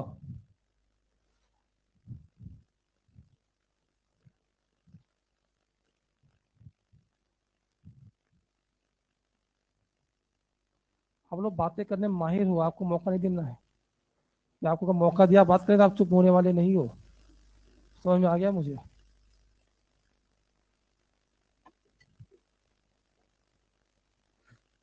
लाख रुपए बात करने के लिए दिए नहीं हो, काय के लिए दिए हो? पढ़ने के लिए दिए हो ना।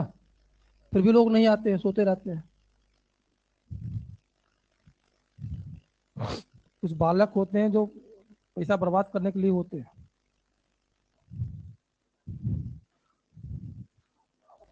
वो उसी में ही है, मतलब वो जनरल वर्ड बोला मैंने। पढ़ाई लिखाई कर लो भैया, कोटा आए हो, पढ़ लिख के जाओ, बढ़िया बन जाओ इंजीनियर, IIT पहुंच जाओ अच्छे से। फिर करना मौज, जितना मौज करना हो। पहले सब सारे मौज करने, बाद में फिर कोई टेम्पू चलाएंगे, कोई रिक्शा चलाएंगे, कोई ये करेंगे, प्लम्बर बनेंगे, ये काम करेंगे फिर।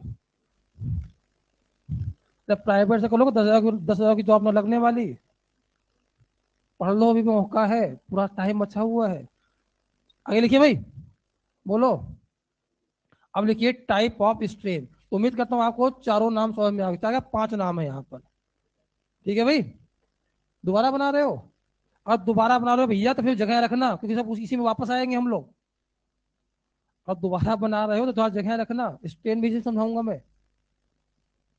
और वही बना रखे हो तो ABCD जैसे मर्जी आपको। अगर दोबारा नहीं बनाए तो अगली बार बना लेना। ठीक है।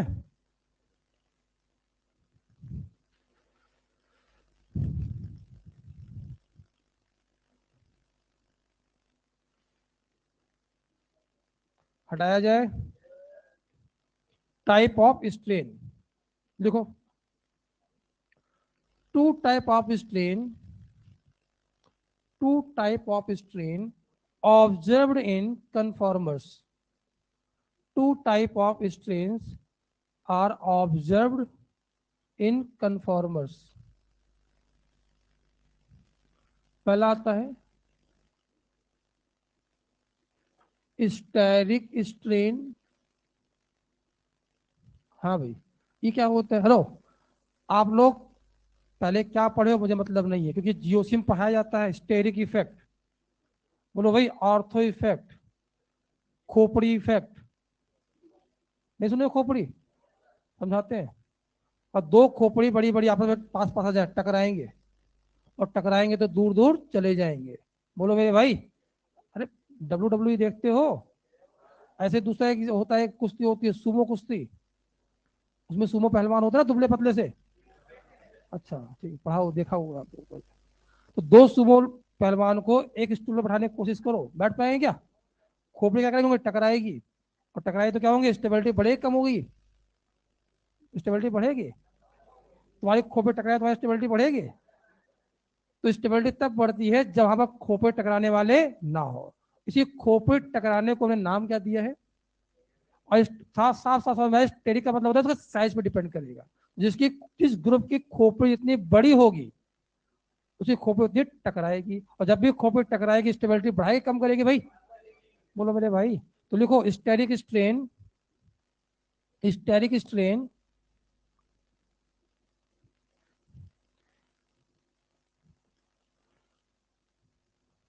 occur due to steric strain occur due to size of the group or atom, due to size of the group or atom।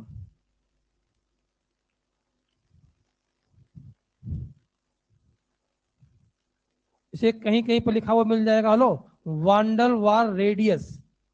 क्या नहीं लिखा हुआ मिल जाएगा? मैंने आपको लिखा है साइज ऑफ ग्रुप, या आपको हो सके लैंग्वेज थोड़ा चेंज मिल जाए, due to van der Waals radius. मतलब इसका मतलब क्या है? इसका वांडर वार रेडियस ज्यादा होगा, उसका साइज क्या हो गया, बड़ा हो गया। आया कि नहीं आया? क्या लिखा आपने? Due to size of the group, और ब्रेकेट में लिख लेना वांडर वार रेडियस, क्योंकि एग्जाम में टेक्निकल लैंग्वेज से पूछता है वो। Due to van der Waals radius. ठीक है भाई। वही लिख लो, when size of group increase then खोपड़ी effect increase, when size of group increase then steric strain increase. आगे मैं खोपड़ी इफेक्ट बोलूंगा भाई, दो खोपड़ी आए आपस में टकराए, स्टेबिलिटी को क्या कर दिया, कम। When size of group increase then steric strain increase. आया कि नहीं आया भाई, बोलो। सबसे दुबला पतला एलिमेंट कौन है, उसकी खोपड़ी ही नहीं होती, बिना खोपड़ी का इंसान है वो। तो आज के बाद हम लोग किसको नहीं टकराएंगे, हाइड्रोजन हाइड्रोजन खोपड़ी आपस में टकराती नहीं है। एक केस में टकराती है, अगर आपने पढ़ा होगा, मैंने पिछली क्लास में लिखाया था कि एक्सेप्शन 10 एनुलीन लिखाया था क्या, वो इतने पास पास आ जाते हैं कि दोनों खोपड़ी टकरा जाते हैं। पूरी केमिस्ट्री में इकलौता एग्जाम्पल हमारे पास है जहां पर दो हाइड्रोजन की खोपड़ी टकराती हैं, उसका नाम कौन है, 10 एनुलीन। उसका नाम टकराते हुए नहीं दिखता आपको। तो किसकी खोपड़ी आज के बाद नहीं टकराएगी, बोलो मेरे भाई, मिथाइल खोपड़ी ठीक ठाक है भाई, टेट्राहेड्रल खोपड़ी है उसकी, बढ़िया टकराएगी। इथाइल और बड़ी खोपड़ी है, समझ में आई बात है। तो किसको आज के बाद नहीं टकराना है हमको, हाइड्रोजन का किससे टकराहट नहीं होगी, हाइड्रोजन के साथ। समझ में आई बात। चलिए अब दूसरा हमारे सामने आता है टॉरिशनल स्ट्रेन। साहब ये कौन सा स्ट्रेन है, अरे कुछ नहीं है, ये आपने केमिकल बॉन्डिंग में पढ़ा हुआ है, बट पढ़ा सब कुछ हुआ है, तो आपको नाम थोड़ा चेंज कर दिया है। आपने केमिकल बॉन्डिंग में कितने प्रकार के रिपल्सन पढ़े थे, उसी रिपल्सन को यहाँ क्या नाम दे दिया मैंने, स्ट्रेन। अरे टकराहट को ही नाम दिया गया है। वहां कौन कौन से स्ट्रेन पढ़े थे आपने, याद करिए। Chemical bonding, bond pair, bond pair, lone pair, lone pair, lone pair, bond pair, नाम सुना है क्या। तो वही जो आपने पढ़ा था बॉन्ड पेयर रिपल्सन, उसी को क्या नाम दिया गया, लिखो, repulsion due to bond pair electrons, repulsion due to bond pair electrons.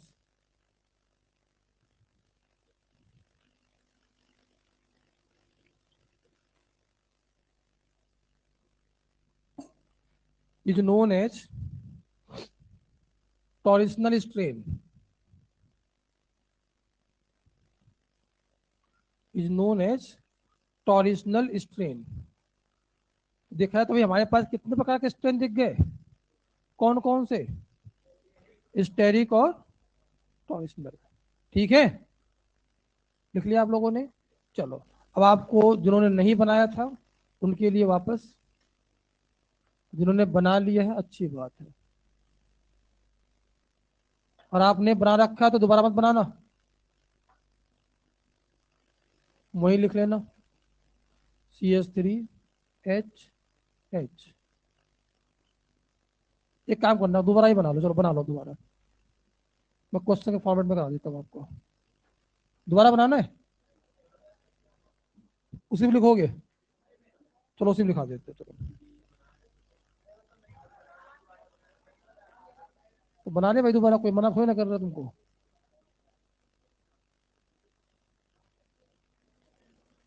बातें मत कर बेटा। एच यहाँ कौन है भाई, CH3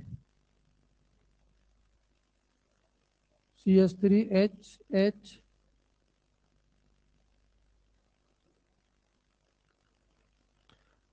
नाम पता है भाई, नाम बताओ, नाम बोलो, फुल डिक्लेस नाम। अरे ये तो दोबारा बना दिया मैंने, यहाँ लिख दो भाई CH3, यहाँ लिख दो H। क्या नाम हो गया बेटा इसका, गॉच। इसका नाम क्या हो गया, पार्सल इक्लिप्स्ड। इसका नाम क्या हो गया, एंटी स्टैगर्ड। नाम हो गया भाई, मैं इसको लिख रहा हूँ ABCD।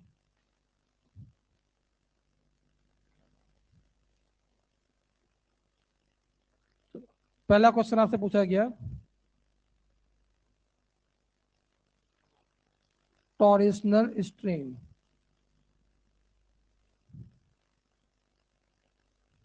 लगाइए दिमाग,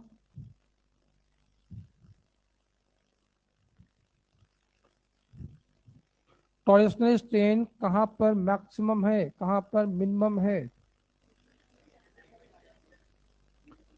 सी में मैक्सिमम है, बहुत बढ़िया बेटा, ए में मैक्सिमम है, ठीक है भैया, डी में मैक्सिमम है, मिनिमम है, गलत आंसर आ रहा है। यही तो प्रॉब्लम है आप लोग के साथ है, रट के बैठे हुए हो। सी में मैक्सिमम है, ए में मैक्सिमम है। उसके बाद डी में, मैं आपसे, रुक जाओ यार, हेलो, हो गई बातचीत। आप मुझे बताओ हम कौन सा स्ट्रेन पढ़ रहे हैं, क्या होता है ये? Bond bond pair, bond pair मतलब क्या? बॉन्ड में कौन है? इलेक्ट्रॉन्स है। इलेक्ट्रॉन्स के अगर सामने इलेक्ट्रॉन्स आएगा तो उसके बीच में क्या लगेगा बेटा? रिपल्सन। अगर दो बॉन्ड के बीच में इलेक्ट्रॉन आ जाए तो वहां रिपल्सन क्या हो गया? मिनिमम। आप मुझे बताओ, समझना यार मेरी बात को, यहां पर इलेक्ट्रॉन कितने हैं? दो। यहां इलेक्ट्रॉन कितने साहब? दो। यहां बताओ भाई, दो, यहां भी दो, यहां भी दो, यहां भी दो। अब आप यहाँ CH3 लगाओ, आप यहाँ Cl लगाओ, यहाँ आप Br लगाओ, यहाँ आप D लगाओ, यहाँ H लगाओ, इलेक्ट्रॉन तो साथ दो ही रहेंगे। समझ में नहीं आ रहा है? पर सब ये टकराएंगे आपस में, अरे वो स्टेरिक है। समझ में नहीं आ रहा है? मैं पूछ कौन सा प्रिपल्सन रहा हूं आपसे? तो टॉयस्टर स्ट्रेन में क्या इस ग्रुप के खोपड़ी से कोई लेना देना हमको है? हमें मतलब किससे है कि बॉन्ड के सामने अगर बॉन्ड आएगा तो दो इलेक्ट्रॉन के सामने दो इलेक्ट्रॉन आएगा, रिपल्सन वहां लगेगा। समझ में नहीं आ रहा है? अब यहां बताओ, इस बॉन्ड के इलेक्ट्रॉन के पीछे कौन है? हवा, कुछ नहीं है भैया। इसके सामने कौन है? हवा, कुछ है ही नहीं। इसके पीछे कोई नहीं है। क्या यहां पर बॉन्ड पर रिपल्सन दिख रहा है क्या आपको? जरा यहां आ जाओ। क्या दो इलेक्ट्रॉन के सामने फिर से कौन आया? दो इलेक्ट्रॉन, दो के सामने दो, यहाँ भी दो के सामने कौन आया? दो। और सेम कहानी यहाँ पे, बॉन्ड के पीछे हवा है। आया कि नहीं आया? अब बताओ इन चारों में से किस में रिपल्सन, बॉन्ड पेयर लग रहा है, किसमें लग ही नहीं रहा है? बी और डी में तो है ही नहीं साहब, बॉन्ड के पीछे हवा मामला है। कहां लग रहा है? ए और सी में। ए और सी में ऑलमोस्ट बराबर है। ये ऑलमोस्ट वर्ड क्यों लगा है, क्यों समझदा? क्योंकि यहाँ पे कौन लगा हुआ है? तो जो यहाँ कार्बन लगे होंगे उसके बाद एच लगा होगा ना। बहुत दूर है बट थोड़ा बहुत इफेक्ट डालता है, मतलब ना के बराबर। तो बोलो मेरे भाई, अगर आपसे एग्जामिनर ने जबरदस्ती पूछ लिया इन दोनों में से किसमें ज्यादा सा आपको बॉन्ड पर, ए में ज्यादा है। क्यों? CH3 में कई सारे बॉन्ड है, उसके सामने कई सारे CH3 के बॉन्ड आएंगे, बट दूर बहुत है इसलिए वहां पर उसका रिपल्सन का बहुत इफेक्ट नहीं आता। आया कि नहीं आया? ऑलमोस्ट बराबर होते हैं। फिर ज्यादा किससे होगा साहब? B perfect is equal to किसके है? डी। इसमें मिनिमम है, जीरो है। कौन सा रिपल्सन? टॉरिशनल स्ट्रेन, क्योंकि टॉरिशनल स्ट्रेन इलेक्ट्रॉन के बीच में लगता है। इलेक्ट्रॉन कैसा? बॉन्ड पेयर वाला। तो बॉन्ड के सामने बॉन्ड आएगा तभी लगेगा ये। लिख लो ज्ञान की बात बना के, टॉरिशनल स्ट्रेन तभी लगता है जब बॉन्ड के सामने बॉन्ड आता है। बॉन्ड के पीछे हवा है तो नहीं लगता।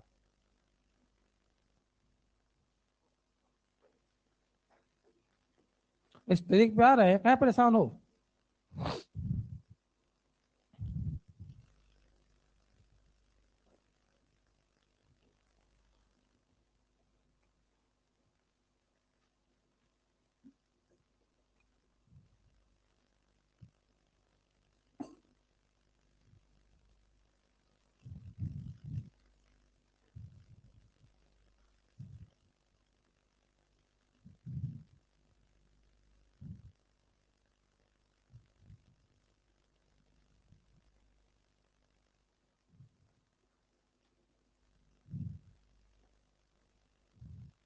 डाउट है क्या कोई? बढ़िया, डाउट नहीं है तो दूसरा डाउट आपसे पूछेंगे अब। स्टेरिक स्ट्रेन, अब बताओ भाई, बताओ भाई। एच के पीछे, तो एच के साथ एच का रिपल्सन, अभी यहाँ पर बॉन्ड नहीं देखना, हमें क्या देखना है? खोपड़ी। खोपड़ी पीछे छोटी खोपड़ी, पीछे छोटी खोपड़ी, रिपल्सन लगने वाला। बट यहाँ क्या है? बहुत बड़ी खोपड़ी पीछे, बहुत बड़ी खोपड़ी है। और यहाँ बताओ भाई, खोपड़ी पीछे हवा, खोपड़ी पीछे छोटी खोपड़ी, खोपड़ी पीछे हवा। अरे आया कि नहीं आया भाई? अब आप मुझे बताओ मैक्सिमम रिपल्सन कहाँ दिख रहा है आपको? ए में आ गया। उसके बाद ए में, बी में, सी में। सी में क्यों आया साहब? खोपड़ी बड़ी खोपड़ी पीछे छोटी खोपड़ी। सभी तो टकराया नहीं करता। ये एच दूसरे से नहीं टकराता था। समझो, ये भी गड़बड़ करके आओगे। मैं बोल देता हूँ एच नहीं टकराता, अरे एच किससे नहीं टकराता?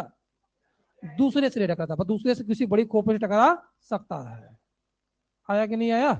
तो ए के बाद कौन आया बेटा? सी। अब आते हैं यहाँ पर बी और डी में। किसी भी खोपड़ी के पीछे खोपड़ी नहीं है, पर अब अगर खोपड़ी पीछे खोपड़ी नहीं है तो उसके बाजू में देखो, बड़ी खोपड़ी के बाजू में बड़ी खोपड़ी, बड़ी खोपड़ी के जस्ट उल्टे में बड़ी खोपड़ी। यहाँ रिपल्सन ना तो स्टेरिक स्ट्रेन है ना तो टॉरिशनल स्ट्रेन है। सबसे स्टेबल कन्फॉर्मर्स कौन सा होता है? Anti stagger. बोलो मेरे भाई। फिर ए के बाद कौन आया? सी। सी के बाद बी। बी के बाद डी। एग्जाम में क्वेश्चन आया स्टेबिलिटी का ऑर्डर बता भाई। बोलो मेरे भाई। अरे इसी का उल्टा कर दो। पहले कौन आया बेटा? डी। डी के बाद बी। बी के बाद सी के बाद नाम लिख के बताओ। पहले कौन? Anti stagger. फिर बोलो मेरे भाई गॉज। गॉज के बाद पार्शियल, फिर फुल। उसके आगे नाम लिख लेना आप लोग। समझ में आई बात? जेई में ये पिछले अभी जनवरी में भी अटेंड में भी आया था, इस बार भी आ रहा है ये घूम फिर के। सबसे स्टेबल कौन है? सबसे ऐसे नहीं पूछा सबसे स्टेबल कौन है, इस बार क्वेश्चन ने घुमा दिया। कहा इनमें किसमें पोटेंशियल एनर्जी मिनिमम है? तो which one is most stable है लोवेस्ट पोटेंशियल एनर्जी? बोलो भाई। जिसमें आप समझो समझो समझो, पोटेंशियल एनर्जी क्या होती है? किसी सिस्टम के अंदर स्टोर एनर्जी होती है। बोलो भाई भाई। अगर किसी सिस्टम के अंदर खुद देखो, घर में कोई बुजुर्ग अगर हो तो चुपचाप बैठे रहते हैं वो, मतलब मुंह से कुछ भी बोलते हो बट वो चुपचाप बैठे रहते हैं। वहीं घर में छोटा बालक हो देखो, फिर उछल कूद मचाता है। जिसके अंदर एनर्जी कूट कूट के भरी होती है वो चुपचाप नहीं बैठता। अगर एनर्जी पूरी निकाल दो तो हमेशा के लिए स्टेबल हो जाता है वो। समझे क्या? हाँ। तो पोटेंशियल एनर्जी कैसी एनर्जी होती है? Store energy. तो more potential energy more stable less stable? दिमाग लगाओ। और less potential energy, zero potential energy, भाई बोलो मोस्ट स्टेबल। निगेटिव थोड़ी ना होता पोटेंशियल एनर्जी। आया कि नहीं आया भाई? तो आपसे क्वेश्चन पूछा गया इसमें सबसे ज्यादा पोटेंशियल एनर्जी किसकी है? मैक्सिमम पोटेंशियल एनर्जी किसकी है? ए की। मिनिमम पोटेंशियल एनर्जी किसकी है? डी की। लिखो इसे। More potential energy less stable.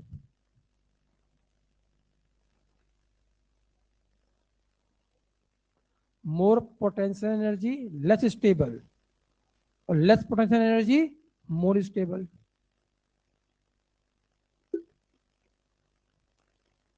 और कैसी एनर्जी होती है पोटेंशियल एनर्जी? स्टोर्ड एनर्जी होती है।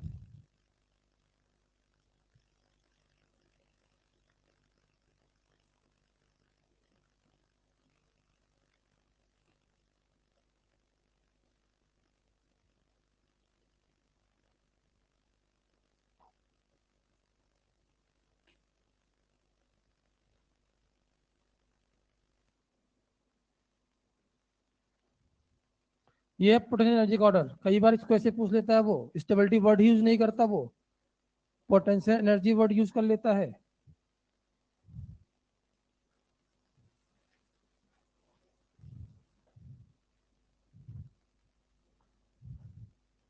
ठीक है भाई,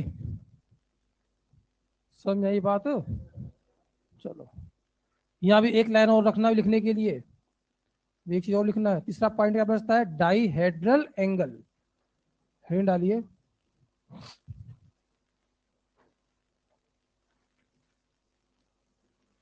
डाइहेड्रल एंगल। तीसरा पॉइंट आ रहा आपका डाइहेड्रल एंगल। लिखो। Angle which means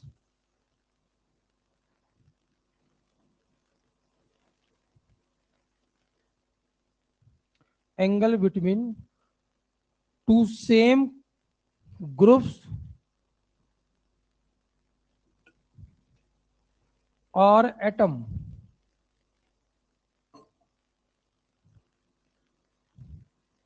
which are present which are present into different plane angle between two same groups और atom which are present in to different planes is known as dihedral angle. Angle between two same groups or atom which are present in two different planes is known as dihedral angle. Note बना के लिखो, note.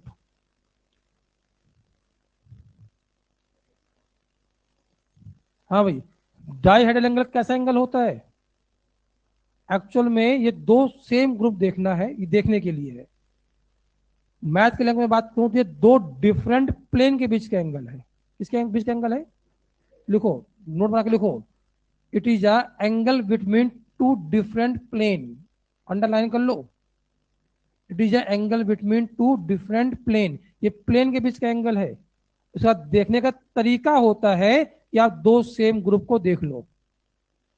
ठीक है, समझाते हैं.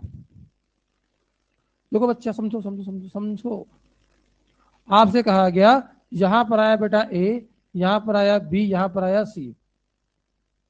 यहां लिखा हमने ए, यहां लिखा हमने बी, यहां लिखा हमने सी.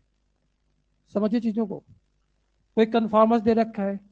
अब साहब आपको दो प्लेन कहां कहां दिखेंगे, रुक जाओ. तो आप याद करिए, आपको ये फ्रंट व्यू प्रोजेक्शन दिख रहा था ना.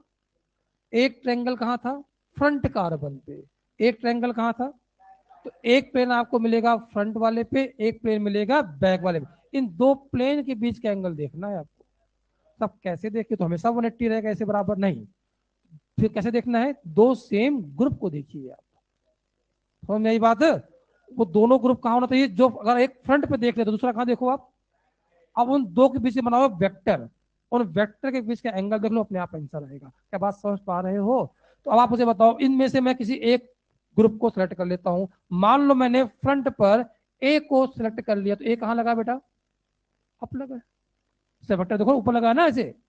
अब ऐसे आप कहां जाओगे? बैक कार्बन पे. अब बैक कार्बन पे किसको देखेंगे? सी को या बी को? सेम प्रॉब्लम में क्या लिखाया हुआ है? एंगल बिटवीन टू, नहीं कुछ लिखाया होगा, टू सेम ग्रुप्स और atom which are present in to different plane. तो एक को आपको देखना है फ्रंट वाले पे, एक को कहां देखना है? बैक. तो ये भी कहां बनाओगे बच्चा? ऊपर बनाएंगे. अब आप मुझे बताओ, इन दोनों वेक्टर के बीच का एंगल कितना है? कितना है साहब? तो यहां पर डाइहेड्रल एंगल कितना आएगा बेटा? 0 डिग्री. अरे आया कि नहीं आया? लिखना मत, समझ लेना एक बार. एक क्वेश्चन और समझा रहा हूं मैं. आपसे कहा गया भाई यहां पर हमारे पास दे रखा है CH3, यहां दे रखा है H, यहां दे रखा है H, यहां दे रखा है बेटा वापस CH3, यहां दिया मैंने H, यहां दिया मैंने H. बहुत बढ़िया क्वेश्चन है और एग्जाम में गलत होने पूरे चांस है. आप मुझे बताइए, अगर मैं आपसे बात करता डाई हेड्रल एंगल, कितने बताते हैं आप आंसर? बोलो भाई 0. समझाते हैं. Dihedral angle with respect to methyl. तो किस बार आप, मैं किसकी बात कर रहा हूं बेटा? मिथाइल. तो फ्रंट वाले पे मिथाइल कहां लगा हुआ है? ऊपर लगा हुआ है. बैक वाले पर भी मिथाइल कहां लगा साहब? ऊपर. तो आप मुझे बताओ यहां पर आंसर कितना आता साहब? क्या 0 डिग्री आता?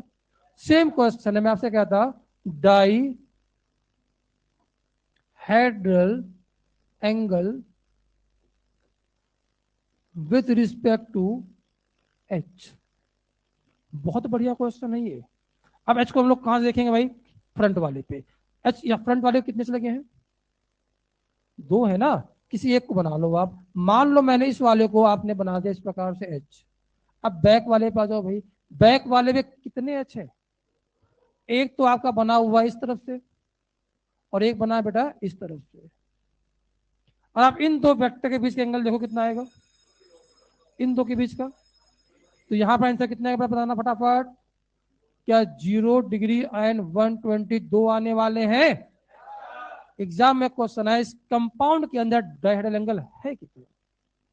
3 क्वेश्चन बनता है. या तो एग्जैक्टली आपसे पूछेगा with respect to this group बनाओ, बना दिया. एग्जाम में क्वेश्चन आता है इस कंपाउंड कन्फॉर्मर्स के अंदर with respect to methyl dihedral angle कितना है? 0. With respect to H, multiple option हो गया. 0 एंड 120। समझ पा रहे हो? तीसरा क्वेश्चन, ये पहला क्वेश्चन था, ये दूसरा क्वेश्चन था, और थर्ड क्वेश्चन आया dihedral angle in given conformers. अब बताओ भाई, अब किससे रिस्पेक्ट पे बात नहीं कर रहा। ऐसे केस में जब आपको एक तरफ से कुछ और दिखे, एक तरफ से कुछ और दिखे, ऐसे केस में आपको प्रायोरिटी डिसाइड करना पड़ता है। क्या डिसाइड करना पड़ता है बेटा? वो डिसाइड होता है कि आपको जो दोनों ग्रुप दिख रहे हैं उसमें से आप देखिए हायर एटॉमिक नंबर वाले को। आगे पढ़ोगे सीआईपी रूल। क्या पढ़ोगे भाई? तो सीआईपी रूल के अकॉर्डिंग हम लोग सबसे पहले क्या देखते हैं, वहां पर है एटॉमिक नंबर। तो हमें किसके अकॉर्डिंग आंसर देना चाहिए? CS3। तो आंसर बेटा किसका जाएगा इसका? 0 डिग्री जाएगा। तो तीन क्वेश्चन बनते हैं इसके अंदर, कि आपको जो कंपाउंड गिवन है उसके बारे में बात कर रहा है या किसी पर्टिकुलर एटम के बारे में बात कर रहा है। समझ में आई बात? कैसे डिसाइड किया आपने? In this case we decide according to priority order. और प्रायोरिटी डिसाइड कैसे किया हमने? Atomic number. लिखो, काम की चीज है ये।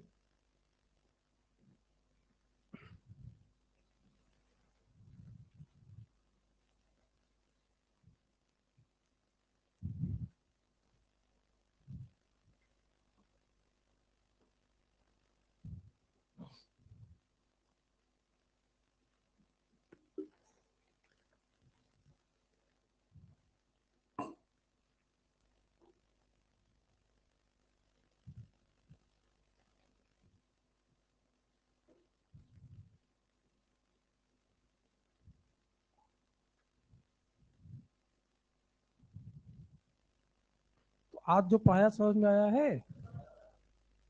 ये दो क्वेश्चन और करने हैं इसमें।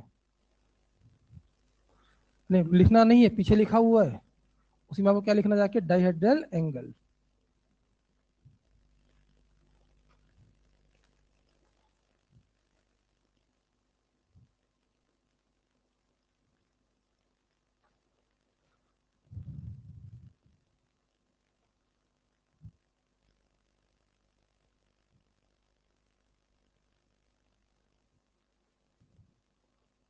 भाई ऑनलाइन वालों, आप लोग कोई डाउट वाउट नहीं आता क्या, या टाइप करना नहीं आता आपको कोई अपने प्रॉब्लम को?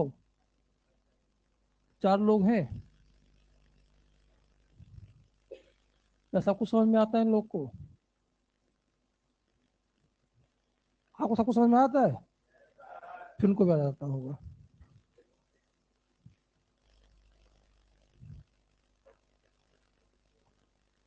डाटा हूँ यहाँ पर। तो यहाँ पर कैसे, किससे डिसाइड किया आपने? बाई प्रायोरिटी ऑर्डर, वो पढ़ाया जाएगा। CIP लिखना, direct angle in given compound 0 degree according to priority order. ठीक है भाई। और कौन सा रूल के अकॉर्डिंग? CIP। क्या बोलता है ये? इसका एटॉमिक नंबर ज्यादा, उसकी प्रायोरिटी क्या होती है? ज्यादा। पढ़ाया जाएगा ये। 5 रूल है इसमें। पहला रूल पढ़ाया मैंने आपको। कहाँ पढ़ोगे? ज्योमेट्रिकल आइसोमर्स में, जब आप पढ़ोगे E and Z नेमिंग। हटाओ भाई से। थर्ड पे क्या लिखा हुआ है? Dihedral angle in given conformers. Answer कितना है? 0 degree according to priority order by CIP rule. हटाओ बेटा इसे। चलिए आ जाओ भाई, यहां बताओ। डाई हेड्रल एंगल कितना है? पहले वाले कितना साहब? 0 डिग्री। यहाँ आ जाओ। अब यहाँ पे बहुत सारे, हमें किस पे फोकस करना है साहब? मिथाइल, क्योंकि उसी का एटॉमिक नंबर क्या सबसे ज्यादा? कितना बोलोगे? 60 डिग्री। यहाँ बताओ भाई 120 डिग्री। यहाँ बताओ भाई 180 डिग्री। आया कि नहीं आया भाई? जाके पीछे लिखो इसे।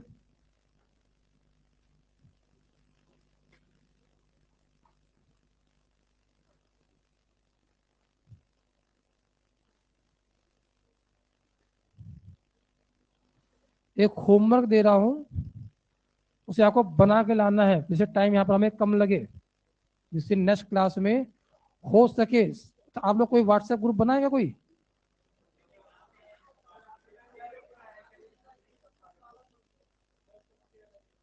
मतलब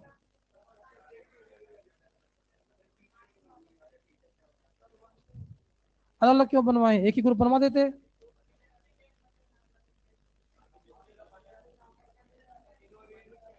कितने कि, ये मतलब समझ में नहीं आई, अलग अलग क्यों बनवाए हैं।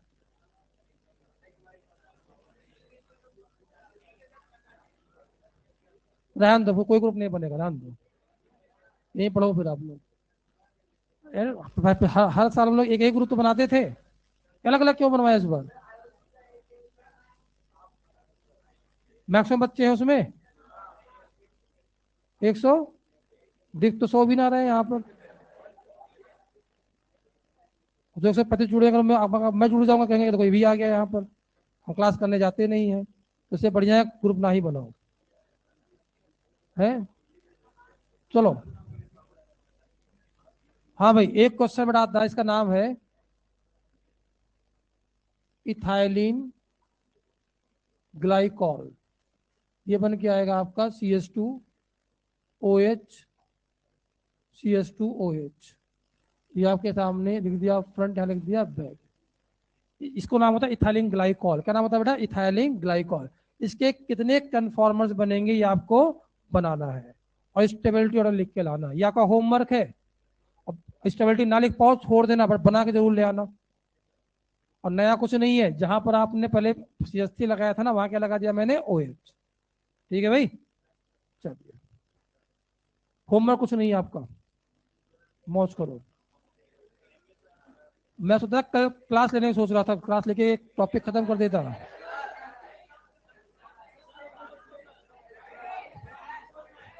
नहीं आओगे, तब